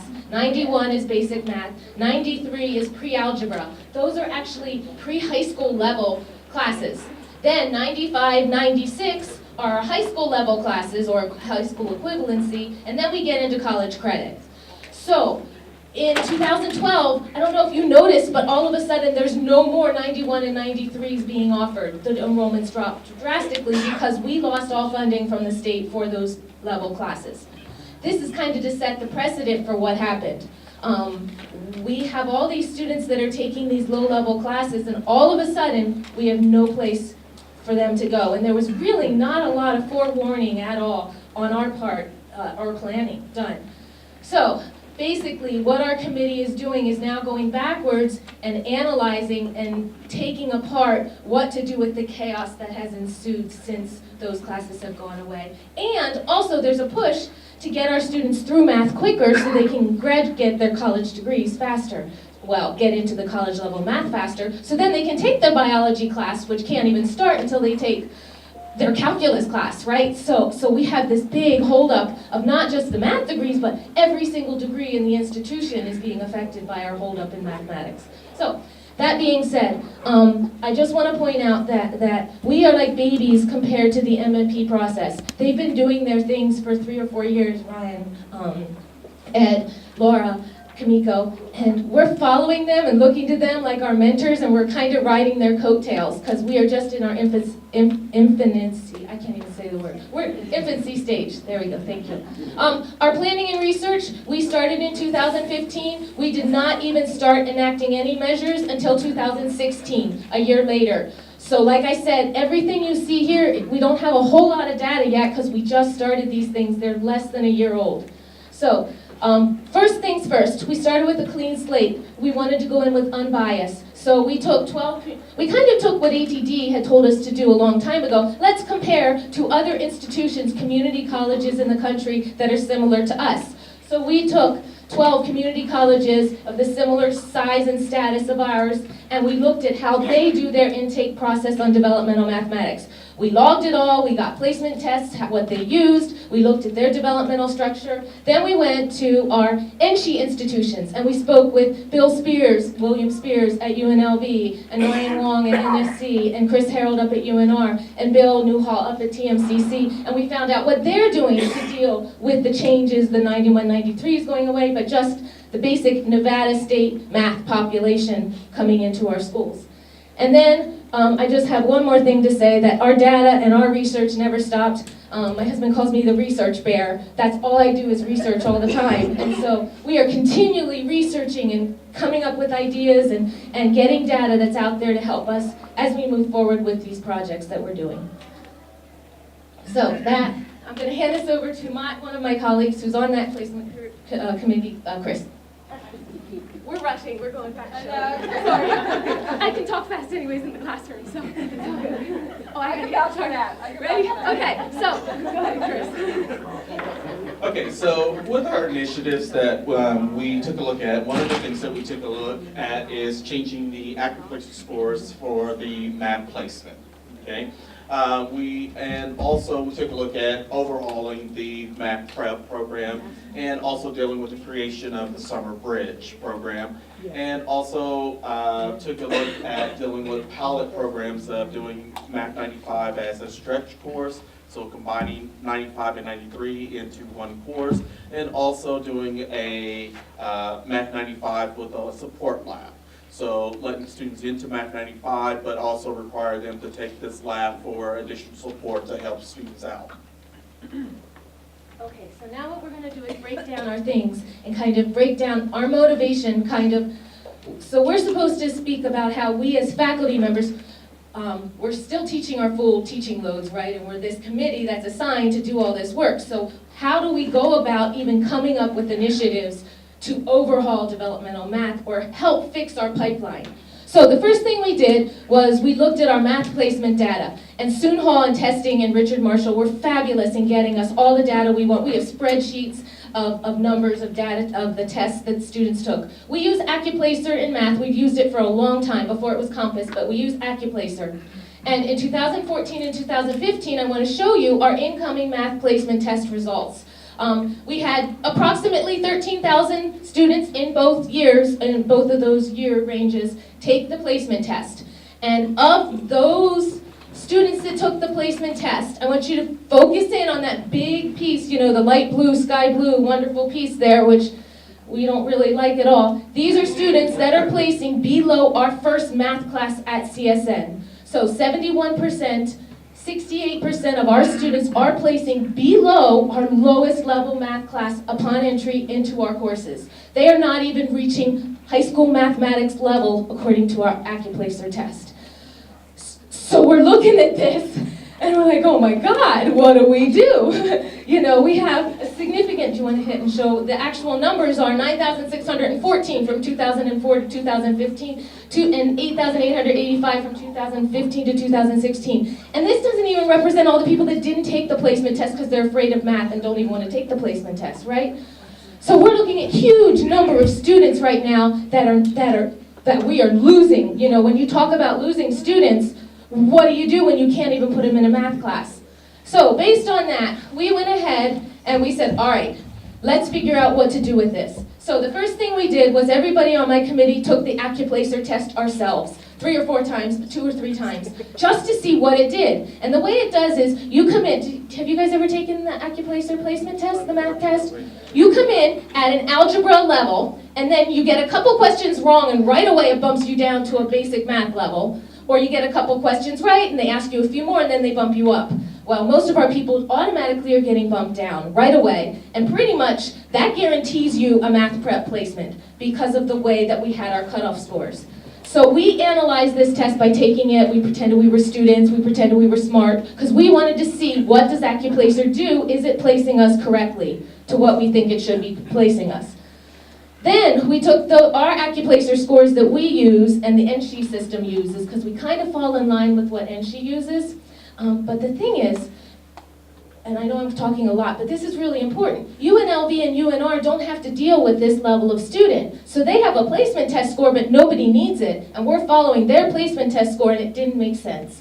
So we analyzed, we compared again to these 12 institutions and other institutions. We looked at a whole bunch of community colleges that were using Accuplacer to see how they were placing their students and the cutoffs they were using. And then we researched recommendations by the College Board and tried to fit theirs in with our courses. And then after that, we as a group talked and discussed and said, no, I don't like that, we like this. And we finally came up with a new Accuplacer cutoff score that we thought would accurately reflect knowledge of students getting into Math 95 that were not previously allowed into it. I don't know if this makes sense or not, but we're changing the placement score because we felt that there were more students that could be placed into 95 that, because they didn't have a certain algebra requirement, were not getting put in. Or, excuse me, we had no algebra requirement at all for students to get really into Math 95, and we wanted to change that. So then we took our changes. I'm talking really fast, but is everybody okay? So then we took our changes, and then we compared it to the stats of how many students would be affected, because it wouldn't make sense if only 100 people were going to get affected by this change, right? So we found that about 2,000 students could possibly make it into Math 95 with these new cutoffs by just changing or adding a cutoff score in Accuplacer. So that's what we did. Oh, and then, because this is the data summit, we want to talk about how we measure this. Our job now is, now that we've made this cutoff score, where do we go? We're going to track those students. First of all, how many students are going to be permitted entry into Math 95 that were not previously allowed entry? And then, more importantly, are we letting people in that really can succeed in that class, or are we just setting them up for failure? Because you don't want to do that, right? So those are the two things we're tracking, and since we don't have access to that data, and that's our IR gurus, my husband's going to present those afterwards. Or do you want to do it now? Or no, we should do it after. He's going to show you the results of what those two tracking measures. Okay. Oh, yes. Oh, this. Okay, so taking a look at the math prep data, we noticed that basically within about a year, almost a 2-year span, we had about a little bit over 2,000 students that are enrolled in there. So from this 2,000 students, we ended up with basically about 250 students that were able to enroll in, were completing 95. About 119 for 96, about 110 for 120, okay? So, and basically we ended up about 408 that were en route to to take classes at CSN, okay? So math prep was our way of handling the removal of Math 91 and Math 93, okay? So we had to come up with a way to provide students with support in order to help them be able to get into our Math 95. So we created a module-based course, and it was based off the model that we did that I did when I was in Tennessee teaching there. And we used that model in order to create a set of modules that students had to go through, okay? And it's run through Workforce, okay? So that's kind of the backstory of the math prep, okay? So the total number that students that succeeded in math classes at CSN, that when they got into 95, got a C or better in 95 and 96, or D in Math 120, we end up with about 280 students, okay? Well, basically, the number of students that qualified for math prep was over 9,000. So our numbers are looking kind of not good. So now, so what we did from here is to say, well, we need to look at a different way of trying to help students get in there. So what we did was we started looking at the current math prep, what we had, and we realized that, well, a lot of the stuff that we had for math prep was our bias, because we were the ones who created it. So we chose the problems and everything for this. So we wanted to remove our bias from it, and we felt like that students needed a diagnostic, okay? So basically what we did was we started looking at different types of programs to see what would we be able to do that would provide diagnostics for students to be able to tell them what are you deficient in, okay? And then also provide support for them, okay? So we looked through several different products and everything, and what we ended up doing is taking a look at Alex PPL, okay? And Alex PPL is dealing with preparation, preparation, placement and learning, okay? And basically what this is doing is that it kind of opens up the window for students. Instead of just only focusing on just a student trying to get into 95, now students were able to possibly get all the way up to Calculus 1, okay? So basically, we kind of open up the window for students on as far as being able to place. And one of the things that we really liked about this is, one, that the system is already national norm, and it removes bias from us, okay? So we weren't the ones who were creating the modules in there. They were already created, okay? So basically, students were basically taking an initial assessment. And basically, this initial assessment was basically determining, what do you know, okay? So if you know things, why are we testing you on this, okay? So this is what we were working with. So once they did the initial assessment, then they were allowed to pick a prep module to be placed into. And in the prep module, they could decide what level math do you need.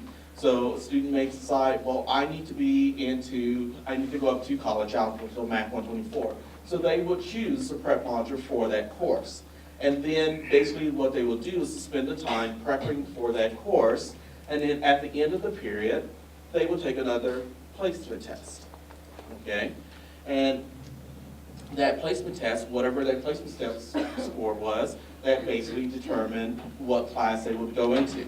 So it's doing the same thing as what the old math prep was doing, but now we're able to say students now can get into college level classes. Now, also with this, since it was dealing with the students being proctored exams, basically the placement test counted, okay, in the system. So they were able to basically move into the course and not have to go back and retake Accuplacer again.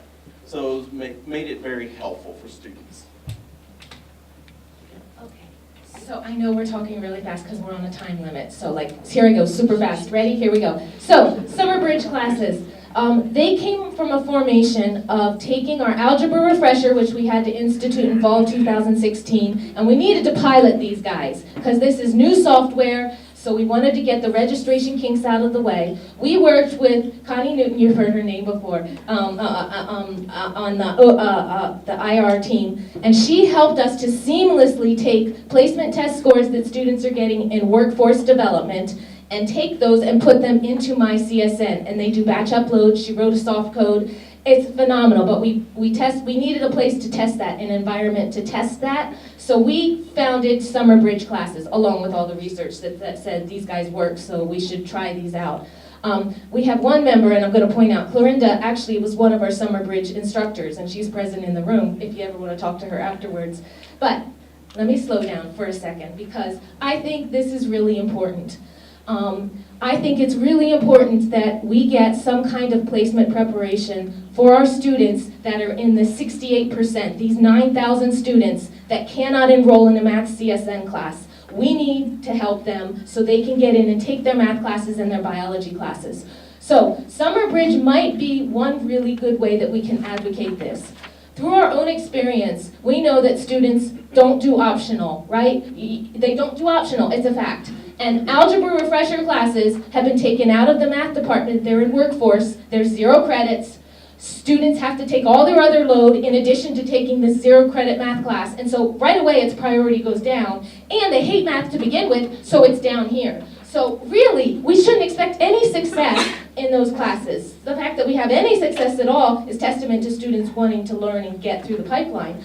But slow down, here we go, ready? Summer bridge classes. We wanted to, because we were piloting these classes through our department, we wanted to attach a mandatory requirement on it. So we ran it as a 1 credit class, and we made a mandatory attendance policy, which they don't get over in workforce. So students, if they miss more than 2 classes, could not take the end placement test.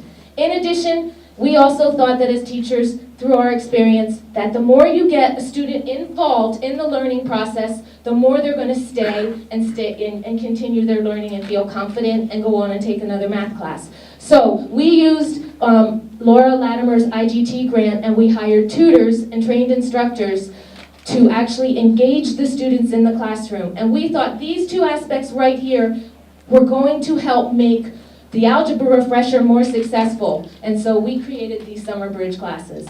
And so instead of, well, there's lots of ways that we measure and evaluate, and again, we're cut for time. So we have an incoming student survey where we gather background data. We have initial and final placement scores, and it tells us how many hours the students are in the system. It tells us how many hours they spend on fractions, on equations. We have all this data that we can now look at and how they've progressed through the class. We have an outgoing survey that we administer to get their confidence level, their feedback. We have post-class interviews with the teachers and the tutors, and now we're also starting to track our success in enrollment. And like I said, we're in the infancy stages, but we think we're on the right track. I do want to credit our advising team and the MMP team. The summer bridge class, we're going to skip this. We have more things to talk about, but we're out of time. So we're just going to show you the data we have so far. But I do want to credit the MMP people and thank them. They announce, they advertise, they have our backs. They're helping us get the students into these classes. Everybody that's helped us, Connie Newton, your team is fabulous. So I just want to thank everybody. I know I missed a couple people there, but there's a bunch of people that have helped us. And I do want to say one thing. I have never felt more alive with student success than being a part of this 1-year phenomenal work your butt off. I've never spent so much time in my life on developmental math and developing initiatives, but college-wide, I had so much help from testing, from the MMP people, from advising. Everybody was so wonderful in helping us get these initiatives forward. And so James or whoever, anybody that wants to say, wow, we came together as a college, we're really coming together as a college and branching out and working together. And thank you to all the advisors and counselors and people that came to our sessions and when we were talking about all this stuff and you're advocating. It's making a difference. Well, we're trying to make a difference ever so slowly. But so Josh is going to show you some of our data stuff here.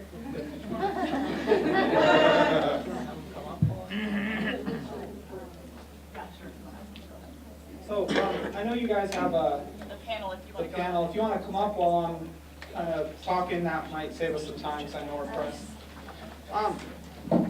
You did good. You did great. Just real quick, because this is the coolest thing that I hope a lot of teachers start to take advantage of. This is a funnel analysis. Okay, if you can see that up there.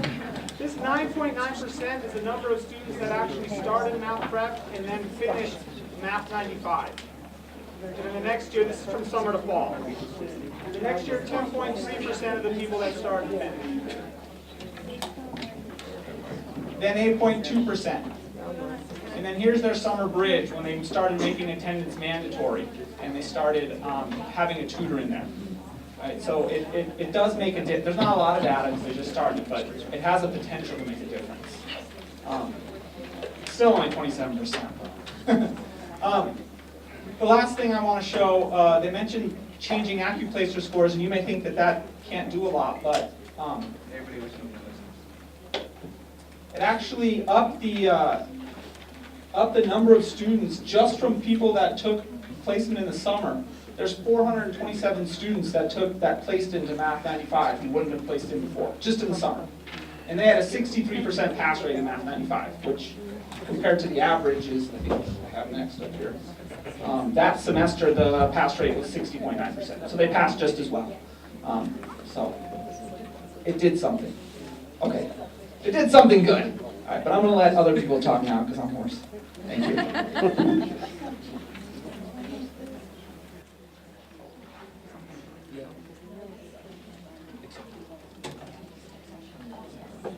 Okay, can someone reach around behind you? Christina, actually, there's a little button that says number 1 behind you on that panel for the lights, the number 1 button, the top one. Thank you, ma'am. All right. Okay. Thank you again, Josh and Tina and Chris. I'm sorry we had to rush through that. I apologize. Everybody's doing so many awesome things. It's impossible to cram it all in. So right now we have a whole lot of amazing, wonderful people up in front of us. This is our good, the bad, the ugly in terms of our success initiatives. And so I specifically would, oh, hang on one second.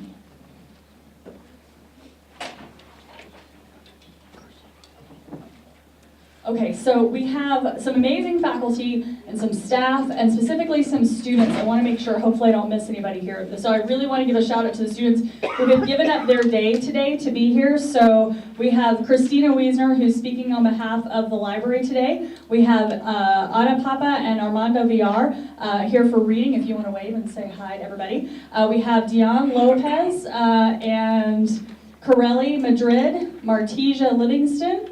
Here for First Steps, and also Larissa Markham, who, if you go to graduation, you will see she's our commencement speaker for graduation this year. Awesome. Very exciting. So I would like you to give a huge round to all these students who came or giving of their time today to share their stories with us. Thank you. All right, so what we're going to do is I'm going to ask a series of 3 questions that we're going to work through and have our faculty and staff share. We're going to have students share as well their experience with these different initiatives, so you get a sense of all of the work that is happening behind the scenes. So I'll ask the question and then I'll run the microphone over to Stephanie so she can start. The first thing we want to know from the person who's speaking first is tell us about the initiative, right? And what it is, what's working with what you've implemented so far, okay? So what your initiative is and what's working so far. We're going for like 2 minutes per person. Ready, go! All right, so Ted's actually going to talk about the big picture, and then I'm going to do some more of the details. So Ted. Yeah. Real quick, we have 500 instruction sessions in person in a year, and our largest campus is actually, our second largest, but it's close, is online. So we had this problem where we didn't have that kind of experience for online students. We hired Stephanie as the e-learning librarian in July 2015 to address that issue, and the initiative from there. So I actually wanted to be embedded more, I wanted to be doing more with our online classes since I just became the e-learning librarian. And so I actually got approached by Dr. Jean Holland, who's an English professor. She's an adjunct, and she was interested in this idea that I was starting. We've done it a little bit in the past, and we've had other schools do this, which is an embedded online librarian program, where the librarian is actually in the Canvas course. So you can answer questions directly, you can help the students, you can provide materials directly in Canvas. And so when we started in the fall of 2015, I was a TA in Jean Holland's class for just a couple of classes. And then we kept expanding it each semester. So in spring of 2016, I was in her classes again, but other faculty wanted me to be in their classes as well. We found over the course of the time that being embedded as a TA didn't work as well as being embedded as a teacher, because as a teacher I'd have the ability to send out course announcements, have a little bit more flexibility, and I'd be listed on the course evaluation at the end of the semester. So if the students listed any comments about their experience with the librarian, we'd be able to capture those as well. What worked really well for us, we got a lot of great student feedback. All the students said, oh, I got prompt responses, it was really helpful, and a lot of great faculty feedback, because they were telling me that they actually noticed an improvement from the students before we had a librarian in the class to after they had a librarian in the class. And while it's all anecdotal, it was such positive feedback, and the program continued to grow, which reflected that feedback as well.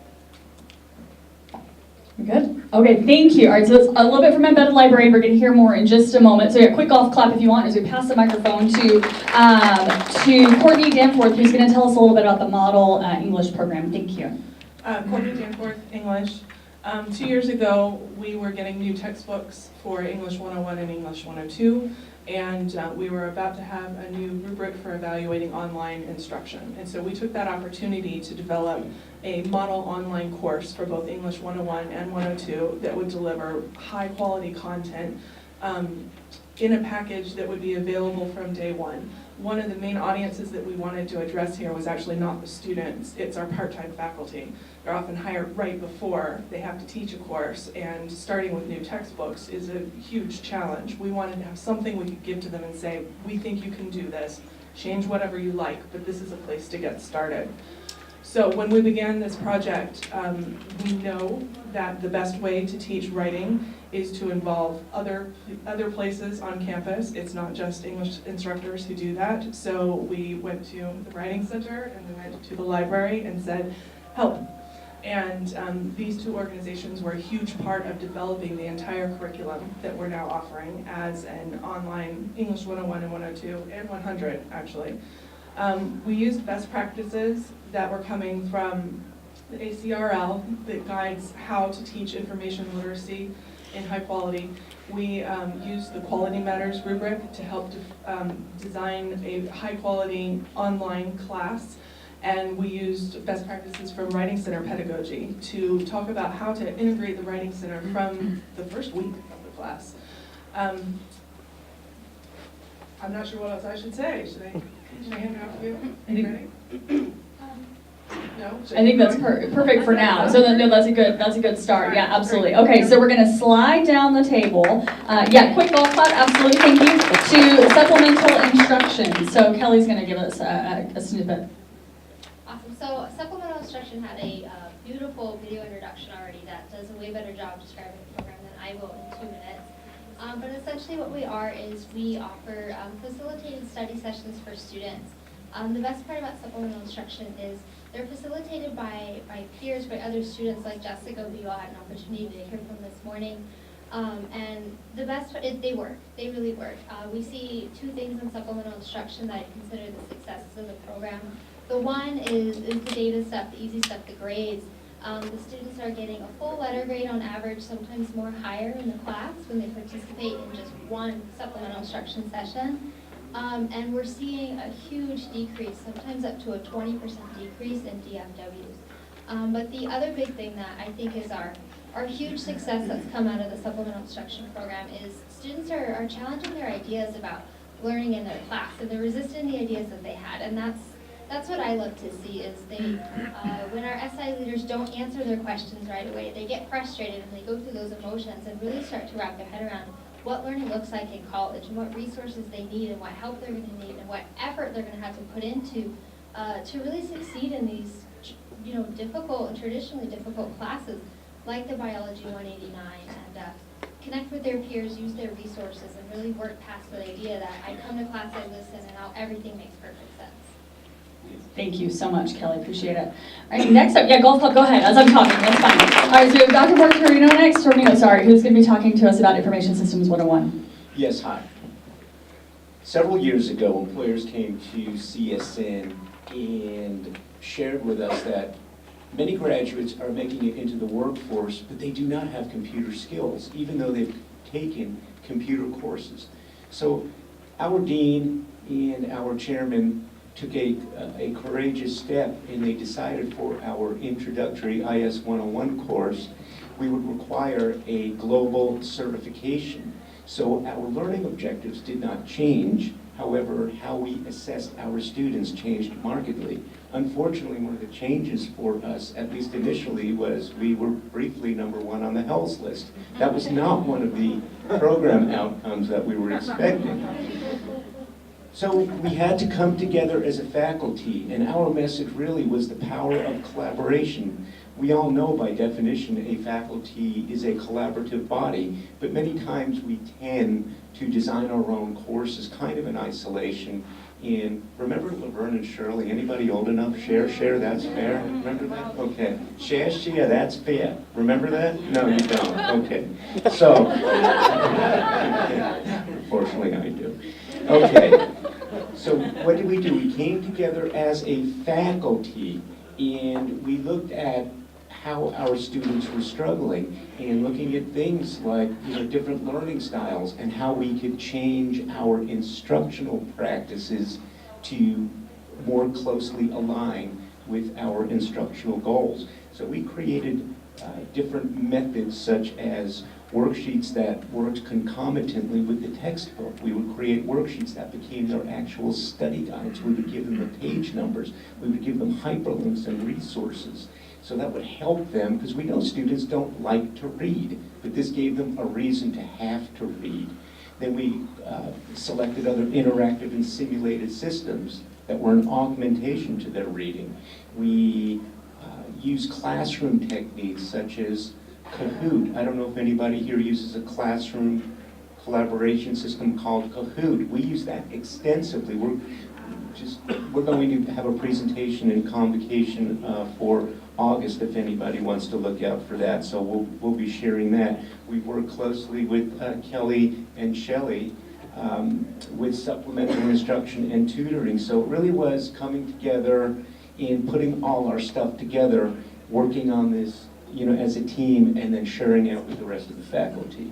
Fantastic, thank you, Mark. And we're gonna pass it down actually behind me to Ryan. All right, so thank you very much, Mark. And Ryan's gonna tell us just a little bit more about first steps and a little quick nugget. Yeah, and then I'm gonna hand off the rest of my time to my They'll get students. some more momentarily, so it'll be okay. You first, and then we'll. No worries. Initiatives we're doing, I think we already covered some of them. We are trying to make changes upcoming for this fall.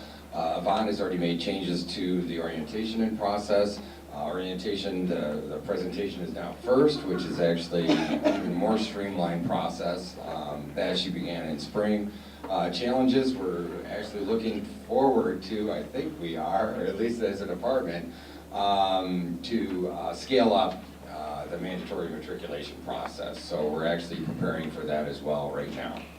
So. All right, thank you. And we're going to hear from the students momentarily. So quick clap for Ryan. Then run over here. I don't run ever. So Yvonne Jackson for a little bit about Compass. Thank you. Hi, everybody. I'm speaking on behalf of Deanna Williams, actually, because she created the Compass as part of the Academic Warning and Probation Initiative and Workshop. So I have some flyers too, but the Compass Mid-Semester Checklist is basically a tool, a self-assessment tool, that students can use to find out, like, how am I doing in my class right now? And faculty are encouraged to have your students kind of do that. It's a checklist item where students can check off and say, oh, well, did I do my last assignment? And it encourages them to seek help from the faculty member during office hours or in class, just kind of encouraging them to seek that conversation that some of them don't even want to see you in office hours, right? You want them to come see you, but they don't come, right? So this is a tool that you can use to engage them. Every faculty member has access to the mid-semester checklist overview. There's a faculty overview in Canvas. It's like a Canvas workshop, like a course.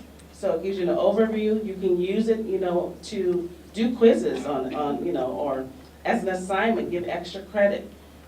It encourages them to go to all of their professors and just find out, where do I stand? How can I pass this class? Different things. Deanna did a pilot of this with several classes, I want to say 5. over the last couple of years, and they've had tremendous feedback from students and the faculty who have used it. She has all the data as well. I have some flyers that I can share later, but it is a tool that, and students can access it by going to the ACS webpage. It's on the front part of the advising department's webpage. So any student can use it. They don't have to be in trouble. We promote it in orientation so that they can get in the practice of knowing where they stand. How do I do well? How do I go to my professor? Those kinds of things. Thank you so much, Yvonne. All right, clapping for Yvonne, run back and forth. All right, and now I have Colleen Gerardo talking about reading. Hi, thank you. I'm Colleen Gerardo, and I'm the current reading specialist here for CSN. In fact, it was the work done by the Achieve the Dream Committee that decided that the college needed some support in reading instruction for our students. I'm excited to be able to share some of that information with you today. I made a quick PowerPoint just to help me stay on track, and I thought maybe it would help me get my points across.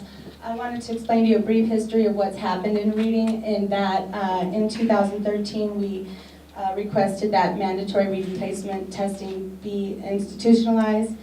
We established cutoff scores based on Truckee Meadows, other Nevada colleges, and several colleges in California to establish what our cutoff scores should be for the reading placement test. I wrote a reading placement test webpage which gives information to staff, faculty, and students to help them understand what's required for the reading placement test, and also to remedy students who have been diagnosed as needing reading instruction. And we also worked closely with Shelley and Robin in creating a reading center where students could drop in and get support in reading and in preparing for the placement test. Some of our initial testing, I'm sorry my numbers are small, but the top blue and the yellow at the top shows the students that are either too high or a little too low for the services that we already had in place. And below, so we have 21% of our students who scored below 8th grade level. We have 31% in reading who scored above college level. And we have 22% who are scoring 8th to 9th grade, 9th to 10th grade, and we have 26 scoring 11th and 12th grade.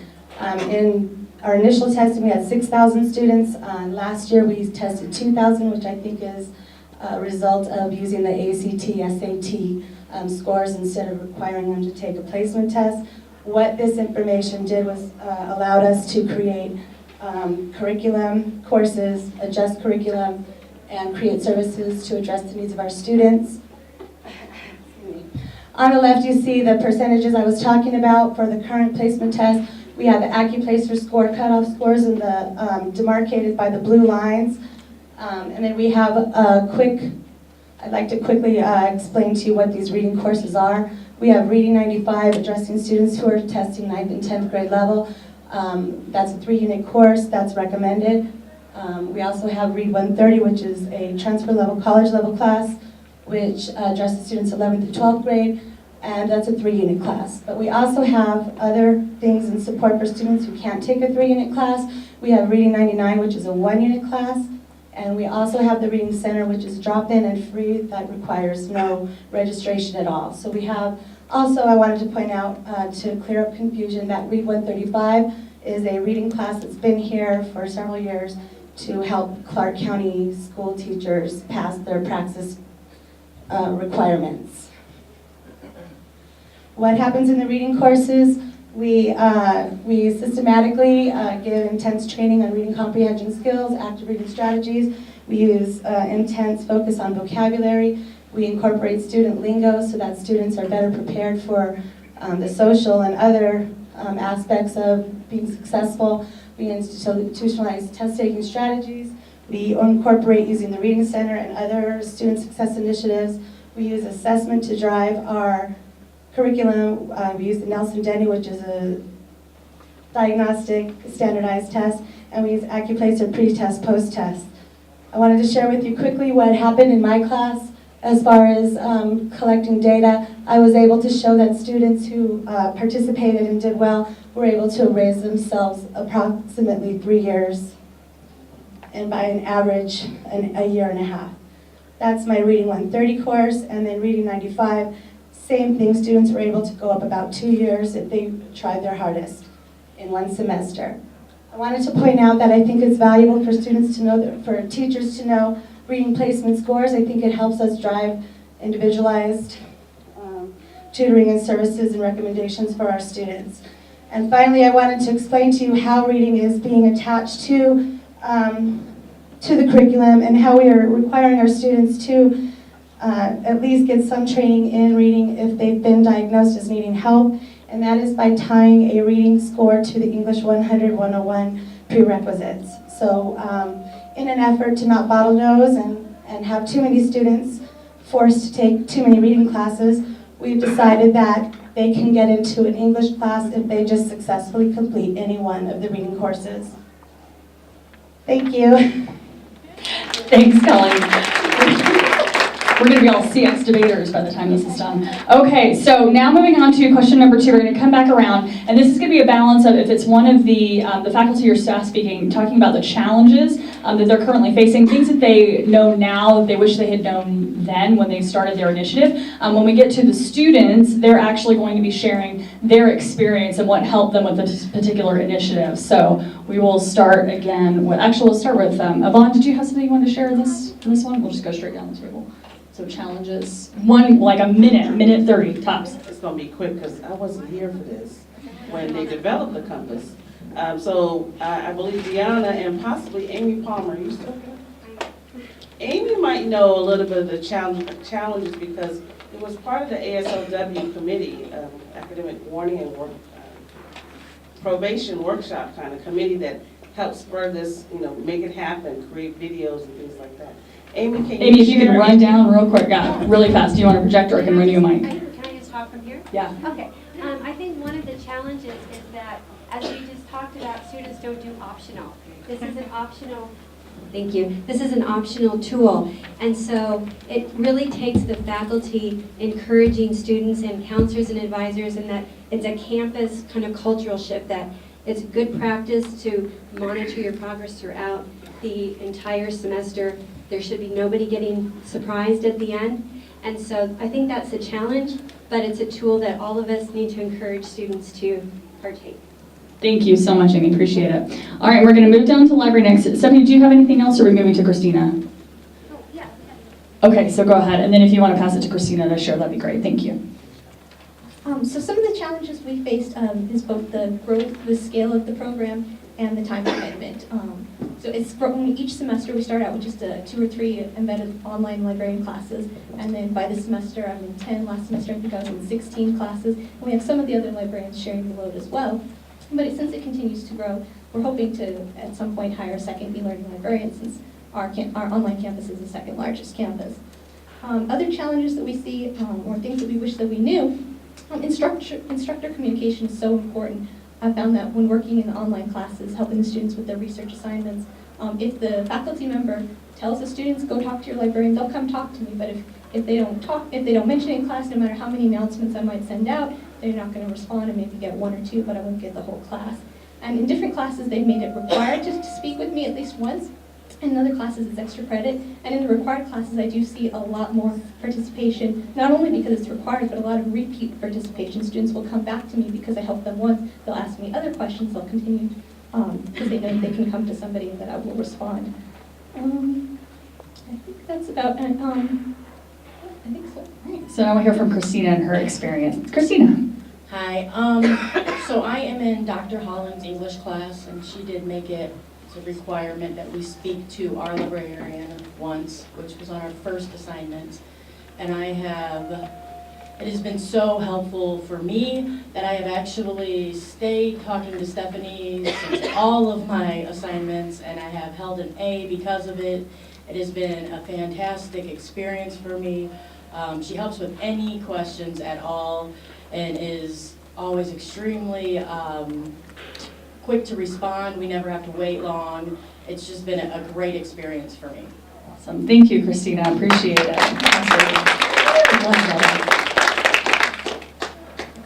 I'm timing myself here, so I have to stop and reset and start. Okay. I'm Robin. I just want to give a quick shout out to Caprice. She's the librarian that helped create the model course with us, and she gave up her speaking time for me. So thank you, Caprice. And this is Alicia O'Brien. She's one of our part-time adjunct instructors for the English department, and she's basically an end user for this model course. I'm going to take a quick time actually talking about the challenges, and then she will talk about some of the benefits to her that she experienced. So really quickly, one of the two main challenges: one, logistics; two, assessment. Logistics-wise, it was very difficult to incorporate. We're building a model course. It's supposed to be representative of the English department. How do you incorporate all of the English department's ideas? We worked with committees. We tried to be as inclusive as possible, but it is a challenge to create a model curriculum that meets everyone's needs. So we try to keep it flexible, let people take pieces, what they want out of it, and use it how they wish in their courses. Second, logistics, where is it housed? So we made the mistake of putting people into the course, saying, please don't change this course, and for them to actually copy it into their own course material. But what happened were people were changing the course. So where is it housed is a logistics thing. If you ever want to build something like this, that's something to consider. Lastly, who's going to maintain it? It needs to be updated. You get a new textbook edition, page numbers change.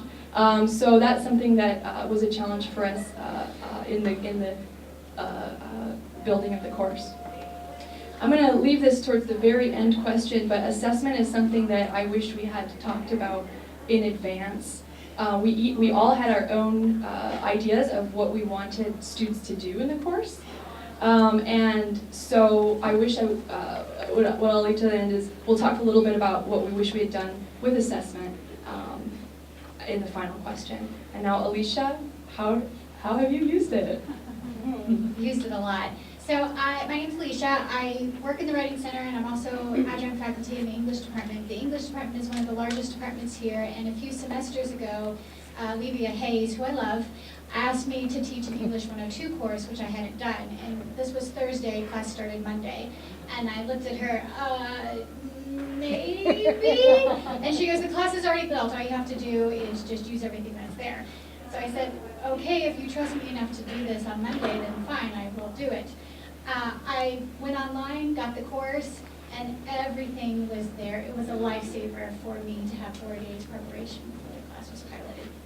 So I used everything that was there the first 2 weeks, and then I was familiar by that time with the course and what was expected, and then I was able to pull and select what I wanted because there was so much I had to adjust. You get to know your students and what your program is, what you want to do, and it was just an amazing benefit.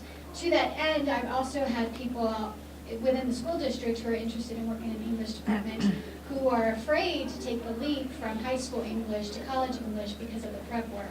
And when I have said to them, there's already a course, a model course, it has made more people interested in working part-time for the college. They're not as fearful of taking the leap because they know that they have a foundation to jump from. So it has been wonderful in that regard. Awesome. Thank you so much, Alicia. That's wonderful. All right. So speaking to the challenges, Carrie, you go ahead. So my name is Dr. Carrie Pratt. I am the course coordinator for Biology 189. So I'm probably one of the best ones to speak towards challenges and how to deal with student success in these large classes with low success rates. And so SI, when this came about, we were one of the first people to jump on board and said, yes, please, we need the help. Because we have, our course has approximately anywhere from 1,400 to 1,500 students each semester. So we're looking at 30 sections, 60 lab sections, and some of our biggest challenges mainly is time and manpower. Because we rely on students like Jessica Beach that have done well in these courses previously to come back and be SI leaders and SI mentors for us, because we have to reach out to 1,400 to 1,500 students a semester who are enrolled in courses anywhere from 7:30 in the morning all the way through midnight. And we run courses on Saturdays, we run courses on Sundays, and how do we reach out to all of these students that have these diverse schedules, and so that we can offer this SI sessions and we know it works because we were the first pilot, and as Kelly said, we do see for students that attend at least once a week, we see about a letter grade higher in their grade. So we know it works, but how do we get to all of these students to help them? So our biggest challenge was really, and we still are having the issue of how to get to all of our students every semester. So we attempted, because the way SI is set up now is we have one SI leader, I actually see a couple of our SI leaders out here, that they sit into a single lecture instructor's class each lecture, so that the students in the class get to know that particular person very well, they were comfortable with them, and they can attend their sessions during the week. But that was only getting maybe a third of the students in all of these, and the other students were not benefiting. So we tried a couple of different models. We tried sending the SI leaders into the lab sections as opposed to the lectures, and we found out woefully that did not work, but as scientists, you got to try it, right, in an experiment. So we are back down to our original model that does actually work very well, but the challenge really here is, and I think Kelly can attest, is manpower.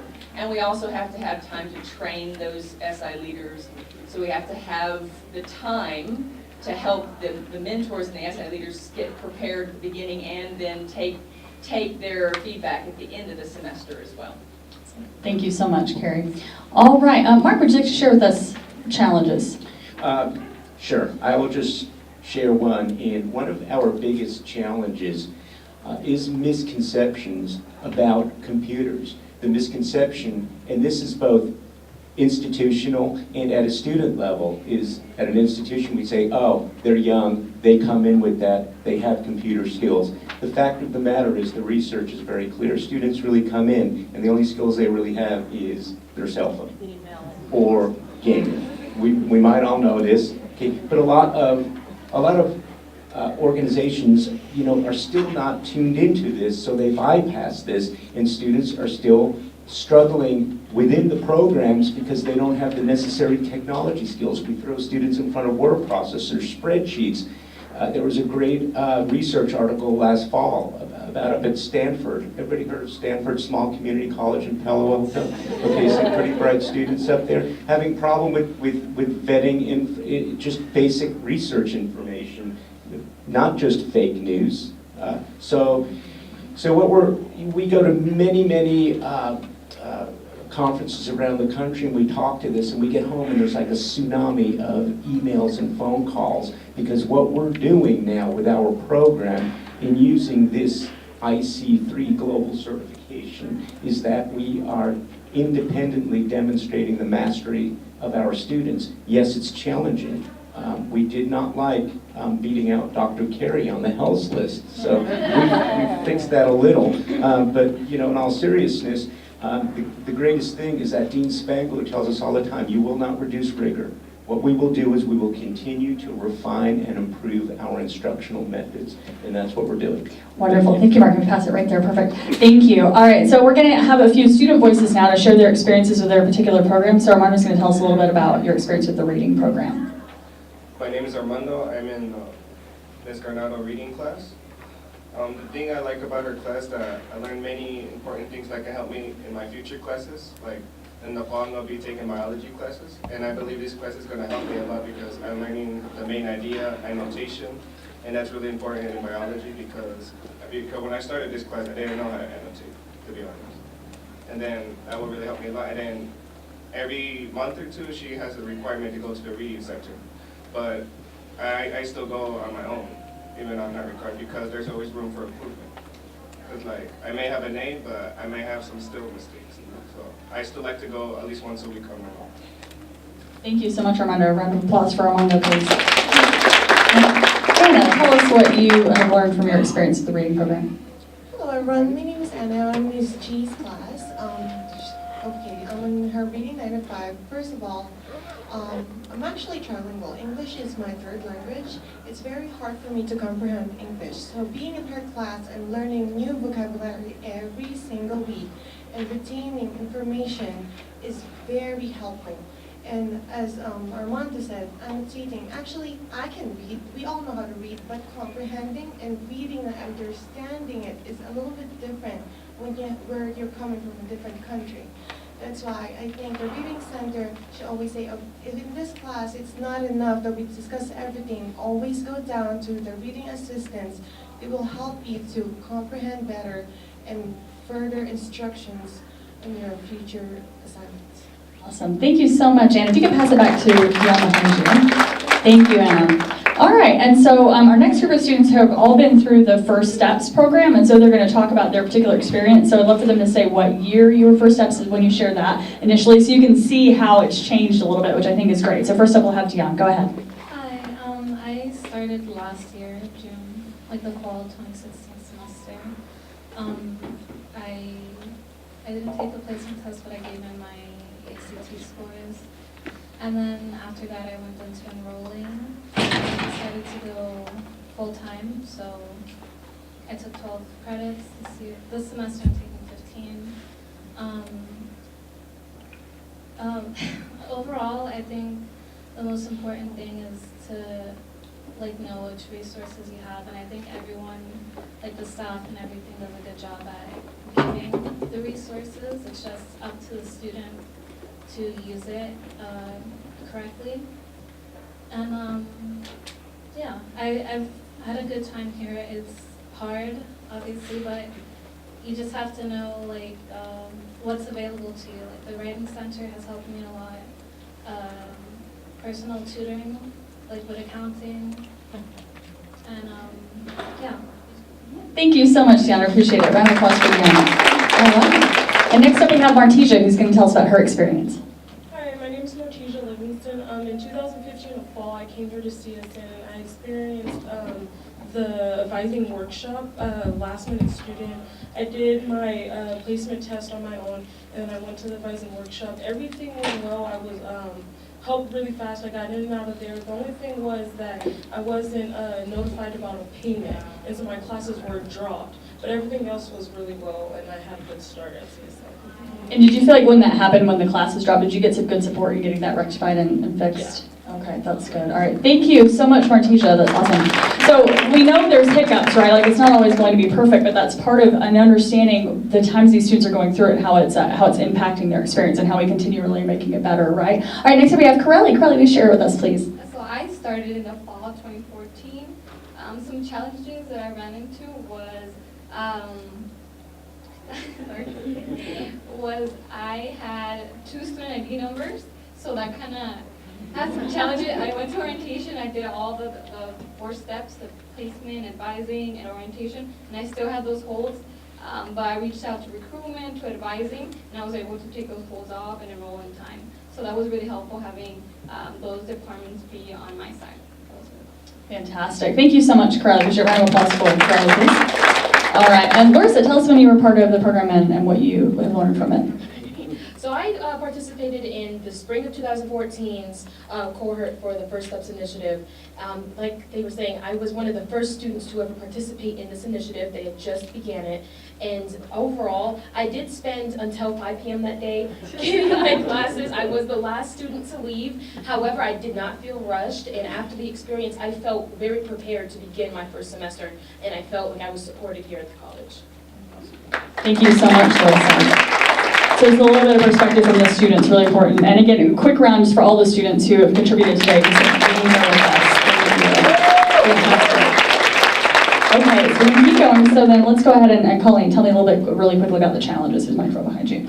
Okay. I think some of the biggest challenges to institutionalizing the reading program is to find a way for students to buy into the need of improving their reading. I think a lot of times they feel like they're reading just fine and it's kind of a side issue for them. And so getting the buy-in from, I guess from the students as well as faculty that reading is really important. I think we just don't we have a huge number of students who aren't reading at grade level. So that's the other issue, is how to service all these students, this huge number of students, without getting into the way of their completion path and causing too many problems with financial aid. So to me, otherwise I feel like I've been extremely well supported. I believe the English department is behind me 100% in tying the reading into the prerequisite to kind of help institutionalize a basic level to high standard for what we want our students achieving at in reading. Sorry. Thank you so much, Colleen. Okay, so I completely skipped over Shelley to talk about FTIC, so I'll let her do that. But while we're doing that, the rest of you, if you'll prepare 30 seconds, 45 seconds, your takeaways. What is it that we need to know going forward? So that's your homework right now, really quick, while Shelley's talking. So Shelley, sorry, FTIC, and then your challenges. Save the best for last. That's right. I'm just kidding. I'm much more modest than that. Okay. No, I just wanted to speak briefly about the first time in college degree-seeking students. The project's been called the Gateway Math and English Project. And a lot of you in the room are familiar with this project. We have met many times,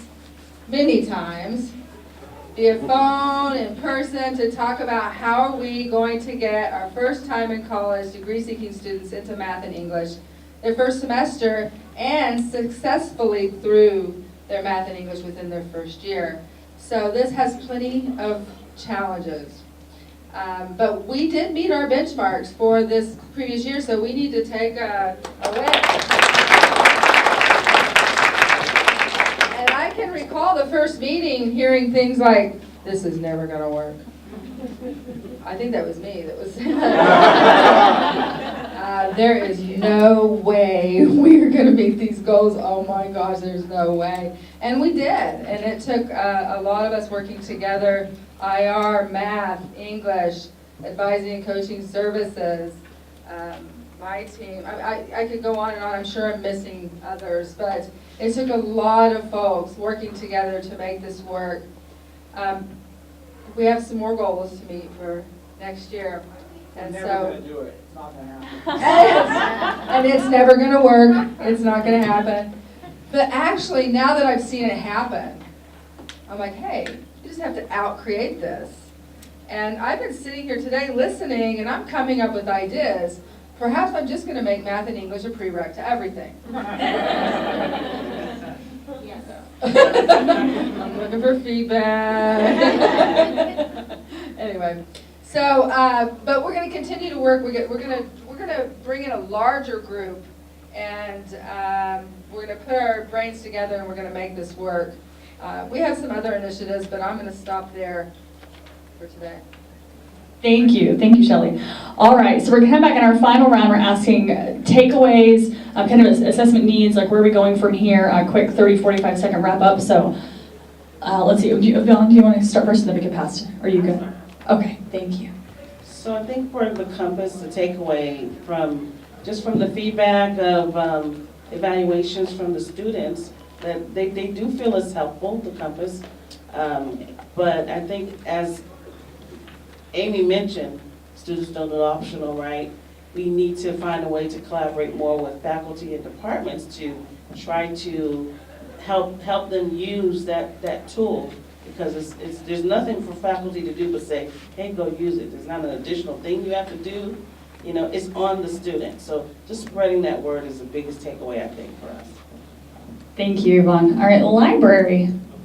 Okay. In terms of assessing the program, a big takeaway is building in how we're going to look at student success outcomes and learning outcomes from the beginning of the assessment, and using more of a connecting to NCID numbers so that we can connect this to other data sources. So I'm currently been tracking every question that I get from the students. I've been sending surveys at the end of the semester, and I've been looking at course evaluation. So I've been collecting data, but kind of what to do with this data, as Ted mentioned. And of course, the students don't do optional also comes into play here, because as I've noticed, we get so many more questions and repeat questions when the embedded librarian is required. And back to model course. As Robin said, we didn't think much or at all about student assessment when we were designing these model courses. They were not our customer for the project. But the results have shown that our faculty are deeply appreciative of what we've been able to provide. Even our full-time faculty are using parts of this model course, and I consider that a huge win.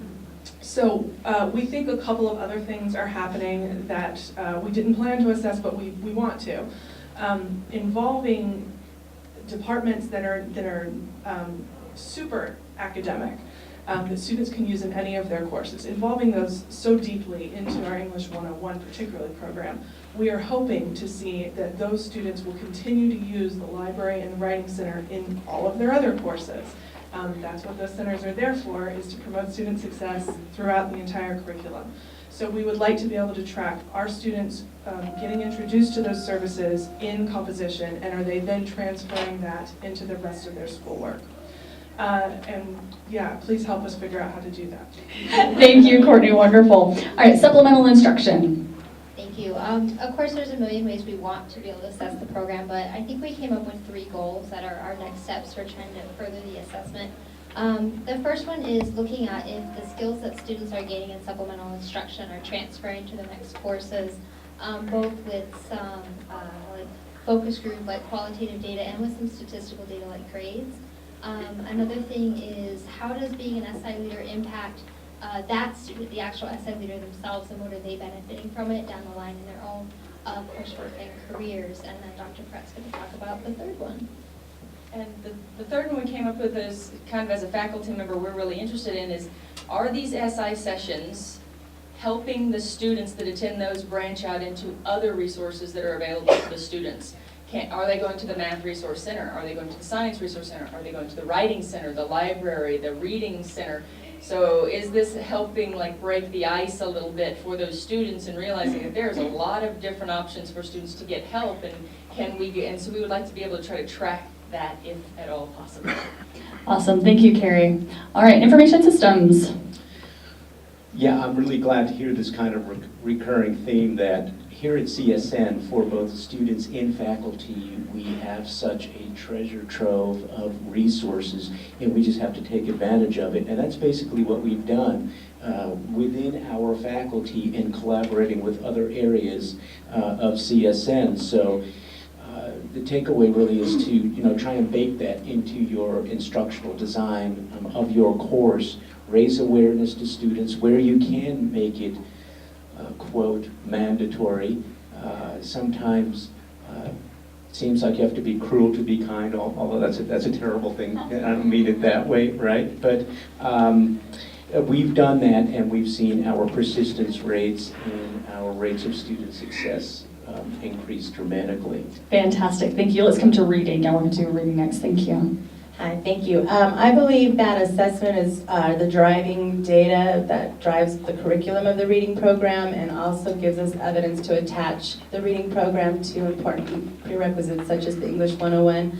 I am looking forward to continuing assessment of the students' interpretation of the reading center and how they feel the assignments are helping them, and also hope to be collecting data with Josh and Scott and John about students who successfully complete the reading courses. How do they fare as far as completion and persistence in the future? So I hope that that'll give us a lot of data that supports the reading program. Thank you. All right, we'll go right back to first steps. Just takeaway. Yeah, takeaways is I think we're doing better. We've improved. If you've noticed, we've got 2014, 15, and then 16 as well. I think just keep doing what we're doing, that we continue to self-assess and try and make changes according to what feedback we receive from that self-assessment. Thank you. All right, and we'll wrap up really quick with FTIC, Shelley. Shelley. Get one more. Takeaway. Save the best for last. What was the question, please? The takeaway, your little snapshot takeaway and needs from your initiative. We need everyone to talk to students and tell them how important it is that they get into their math and English right away. I can't say it any differently. It is so very important that they get into their math and English and successfully complete those courses. And we have the tools here to help them. They have their professors that they can visit. They can go to the Writing Center. They can go to the Math Resource Center. They can use supplemental instruction. There are a variety of ways that we can help them successfully complete those courses. So please encourage your students whenever you speak to them. Have you taken your math and English? All right, thank you, Shelley. All right, and we did that with a whole minute to spare. Please give them a full round of applause for keeping up and letting me eyeball job, Ms. Womack. Okay, let's go. Thank you, panel. All right. Thank you So we're going to quickly get the panel dismissed, and then we're going to bring up our ATD coaches very briefly to chat with us for just a moment. Thank you again to our phenomenal panelists, thank you to our students, and everyone. And did you not get amazing ideas from what you heard today, like things that you can add to what you're working on? Of course, everybody will be available for follow-up questions and emails so they can share more about what it is that they're doing. So it's my pleasure to ask Dr. Kim Gonzalez and Dr. John Nixon to come up and now share with us as we talk about more of the data portion. Thank you. Well, this has been a very informative and passionate morning of sharing, I must say. You know, Ken and I have been working now with CSN for 5 years, and I think about that in the context of the strategy that's primary to achieving the dream, to improve student completion and success at community colleges. And if I had to generalize with one word in mind, it's from ATD of the primary strategy to accomplish great significant improvement of completion and success. It would be culture change. And I must say, culture change is evident here at CSN in terms of a commitment and passion for the use of data and assessment, a focus on student success from one end to the other. All of you represent a number of programs, student support programs, academic departments and programs, and I know everyone at CSN is not in this room, but there is an alignment of passion and purpose that is palpable to those of us who visit, and I think that's very commendable. I think it was 2 years ago, visiting here, when another phrase was used to capture or describe the direction CSN was going in terms of transformation and change for students, and it was pathways. It's pathways, guided pathways. And I want to say a few words looking through the lens of the pathways approach to institutional transformation. I'm hearing so much more today than I did last year about the effective implementation, assessment, and refinement of onboarding students. I mean, it's impressive. And it's impressive for the results you're receiving, but it's also impressive to listen to how well you assess what you're doing as you're going along and make changes as appropriate or necessary. That sounds easy or simple, or it sounds obvious, but a lot of colleges aren't as focused or aware of having to do that to really refine and scale up a program. The work you're continuing to do to refine and expand in terms of from front door to back door advising for the student all the way through a program. And of course, in front of that is defining programs for students. All of the students who come here for a certificate, a degree, or transfer, if I understand correctly, now are put in, they're in programs, they're into programs, they're on a path. Not to say there isn't curricular work to do still in relationship to defining clear pathways for students and streamlining those pathways, but I hear a lot of progress in that area. The work you're doing to support students academically, the SI program, for example, and the First Time in College program. I mean, a basic tenet of guided pathways is that students will be on a pathway from the front door, and Dev Ed is not a pathway. So getting the students into and out of developmental studies in math, English, or reading, and into college level is so important, and you're doing a lot of good work in that area. I must say, for me, there's an element, in particularly with Dev Ed, of Groundhog Day. You know, I've been in this business now 45 years, I think, and of course, the idea of guided pathways as an approach to institutional transformation and improving things for students is not 45 years old. But when I work with colleges in ATD, and I also work in a National Guided Pathways project, I see the same struggles, particularly within English and math, about how to lessen the time students spend in dev ed courses, and at the same time improve the success rates of students moving out and into college level work. And I see an end over and over again, but the struggles are, of course, peculiar to the culture of an institution. But the end is, almost invariably, there'll be one course, maybe a co-requisite course, but one course below freshman comp, and one course, maybe co-requisite course, below college algebra, and most colleges are moving in the direction of STEM and non-STEM. So you have college algebra, but you also have another pathway for people like me, humanities people, who don't really, I never had college algebra. And I did all right.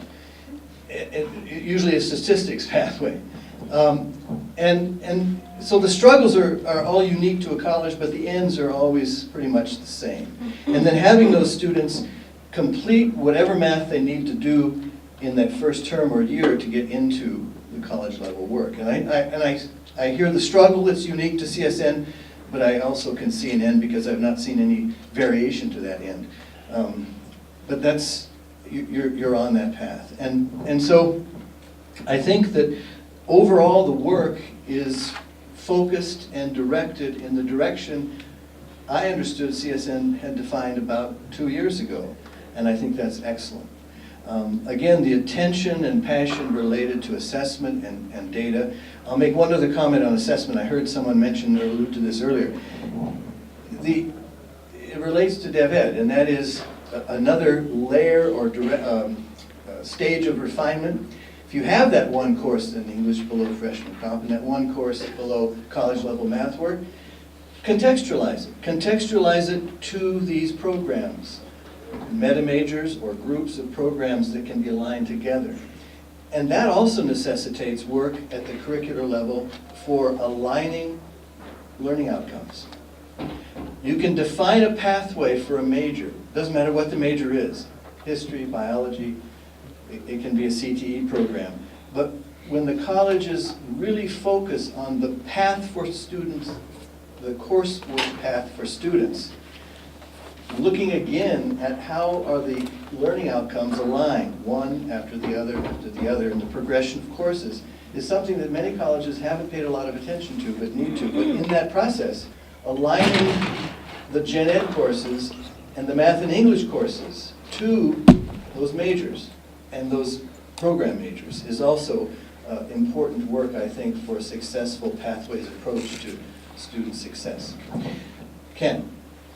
Okay, real quick, I think I'm just going to take about 3 minutes, and these are really just reminders. First of all, I thought today was a fantastic day for us, and I think for everyone here, so great work on today. As I was listening to all the different initiatives going on, I just wanted to bring up some reminders as you think about the impact of your interventions and the data you have to demonstrate that impact, okay? So, real quick, a reminder, we have students coming in every year. Those students who want to complete with a degree or certificate or transfer, we want them to get all the way through CSN to achieve their goals. A lot of students leave. So you have all these programs that you're putting in place to help more students overcome all of these challenges and barriers that they experience, right? So that's all really great stuff. As you think about your interventions, I want you to think about how can we make this as efficient as possible so students aren't in this stage for 2 semesters or 3 semesters or 4 semesters, right? So we're thinking about success, but we're also thinking about efficiency. Sometimes students who are still here but are stuck in this stage, then they finally drop out because it just seems so long to get over here. And that's what we're finding in the reforms in developmental education. The other thing I want you to think about as you do something like reading, for example, I want you to think about to what extent did students not just pass that course and you're doing this, but to what extent are students more successful that went through reading than not? So you'll be able to have that hey, those students who successfully get through the reading course have a higher grade point average, than students who don't, right? So the idea of subsequent success is really important when you present your data. Then the last thing is GPA. Think more about what kind of GPA do students need to make progress toward here. And so just as a reminder, financial aid folks know this, when you dip below 2.0, you're all of a sudden at risk of losing your financial aid, and then there's a high likelihood that they might not continue. So when you're looking at data about GPAs that are below 2.0, those students are potentially at risk of losing their financial aid. So 2.0 or higher keeps them in the game for financial aid, the opportunity for financial aid. But if you're thinking about transferring, it might need to be much higher than 2.0. So if we switch this to biology, for example, we have biology students that are coming in. I'm a biology faculty member. I want them to get through and to transfer to UNLV or UNR or whatever. The question is, what GPA do they need to transfer? If they come to CSN and they don't have that GPA to transfer, then they can't continue to what they wanted to achieve. So the GPA is really important. They might need a 2.5, they might need a 2.8, they might need a 3.2 to get a scholarship to go to UNLV as a transfer student. Those kinds of things. And when you're a biology faculty member, you're thinking, who's coming in that says they're interested in biology? Are they getting through English? Are they getting through math? Those are my biology students. I want to know if they're able to get through this process. And then finally, when you think about the reading course, when you think about the student success course or whatever it's called, it's important to remember that these are programs to help students be successful in courses. Sometimes we start thinking of them as courses themselves. Right. And they are a course, but they started off as interventions to help students to be in courses. Exactly. So they're in the service of courses, they're not in the service of themselves. Okay, and so that's something to kind of keep in mind as you do your work. That the student success course is successful if students are successful in their other courses. If they pass a student success course but they're not successful in their other courses, then that's an indication of impact. So just some reminders as you kind of move forward in your work, but it's very impressive. One last comment on change. Change is always difficult for any institution, and the motivations for change can vary. And so my example does not apply to CSN because students who live here have to drive a long way to find another college, a community college. But in Orange County, California, you can throw a ball in any direction and hit a college, a community college. And so Ken reminded me of this example. His example was San Diego, but the coastal area is just college after college after college. Right. So when one of the colleges in my old district in Orange County radically, this goes back a number of years, they radically changed the Dev Ed sequence. So there was just one course, not 5 or 4, that existed in Orange County below freshman comp and college algebra. This was before there was even a Statway option or anything like that, just college algebra. It took a year and a half for the rest of those colleges to do the same, and all the students did fine. Because if they didn't, the students would all come to that one college.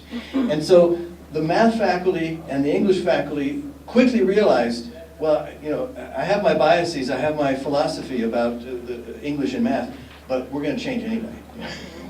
And they did. Thank you. So a quick thank you once again for Dr. Nixon and Dr. Gonzalez for sharing that information. And then we're going to get you out of here really soon, but we have one more quick little nugget from Sherry, who's going to talk assessment with us really quick. So Sherry, come on down and announce something exciting that's coming. I guess I am the closer for closing the loop, and I want to be able to make sure that we continue this collaboration, a lot of wonderful ideas and everything, but we also need to take a look at the data, and we need to be able to apply meaning to it. We need to be able to interpret that. So what I'm hoping to do is to be able to propose some opportunities coming next fall in what I call pedagogy potlucks. And for this purpose, I want to be able to have these opportunities for faculty to come together to talk about alignment, be able to talk about efficiency from the course level, and be able to also bring that up through the programmatic level, and be able to have these pedagogy potlucks so that you can bring your data, you can bring bring your courses, you can actually discuss and collaborate together, so that way you can actually, from a grassroots level, be able to start impacting that alignment and efficiency and not necessarily wait for an initiative or an intervention to be able to occur. That's it. Thank you, Sherry. And a couple of quick more things from Shelley. I just want to quickly show you something that we have in our work with Tori Norris has been working with us on student lingo. I'm pointing over there, I don't see Tori Norris. Anyway, we've been working on student lingo and creating a platform for online readiness and assessment, but student lingo will be part of that.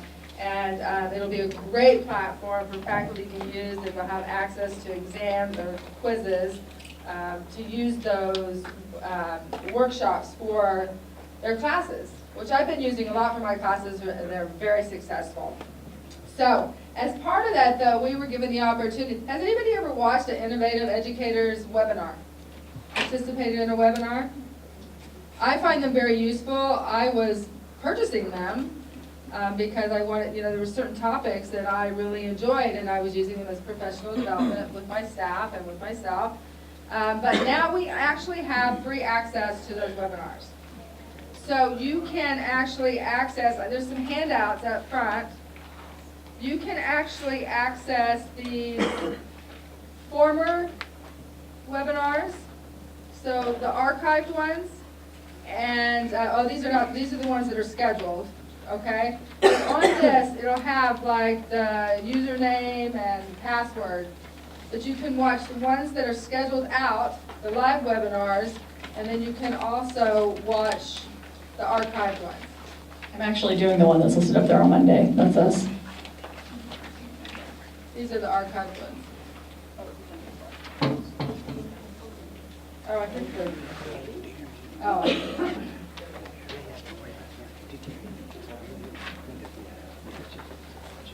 So get that handout. You can contact me if you, for some reason, cannot find the handout, but you can watch those for free. There are a lot of different subjects. I've been watching some on developing student learning outcomes, very beneficial subjects for me, and many others. So please take a look. You can use those as tools in your departments as professional development. Enjoy.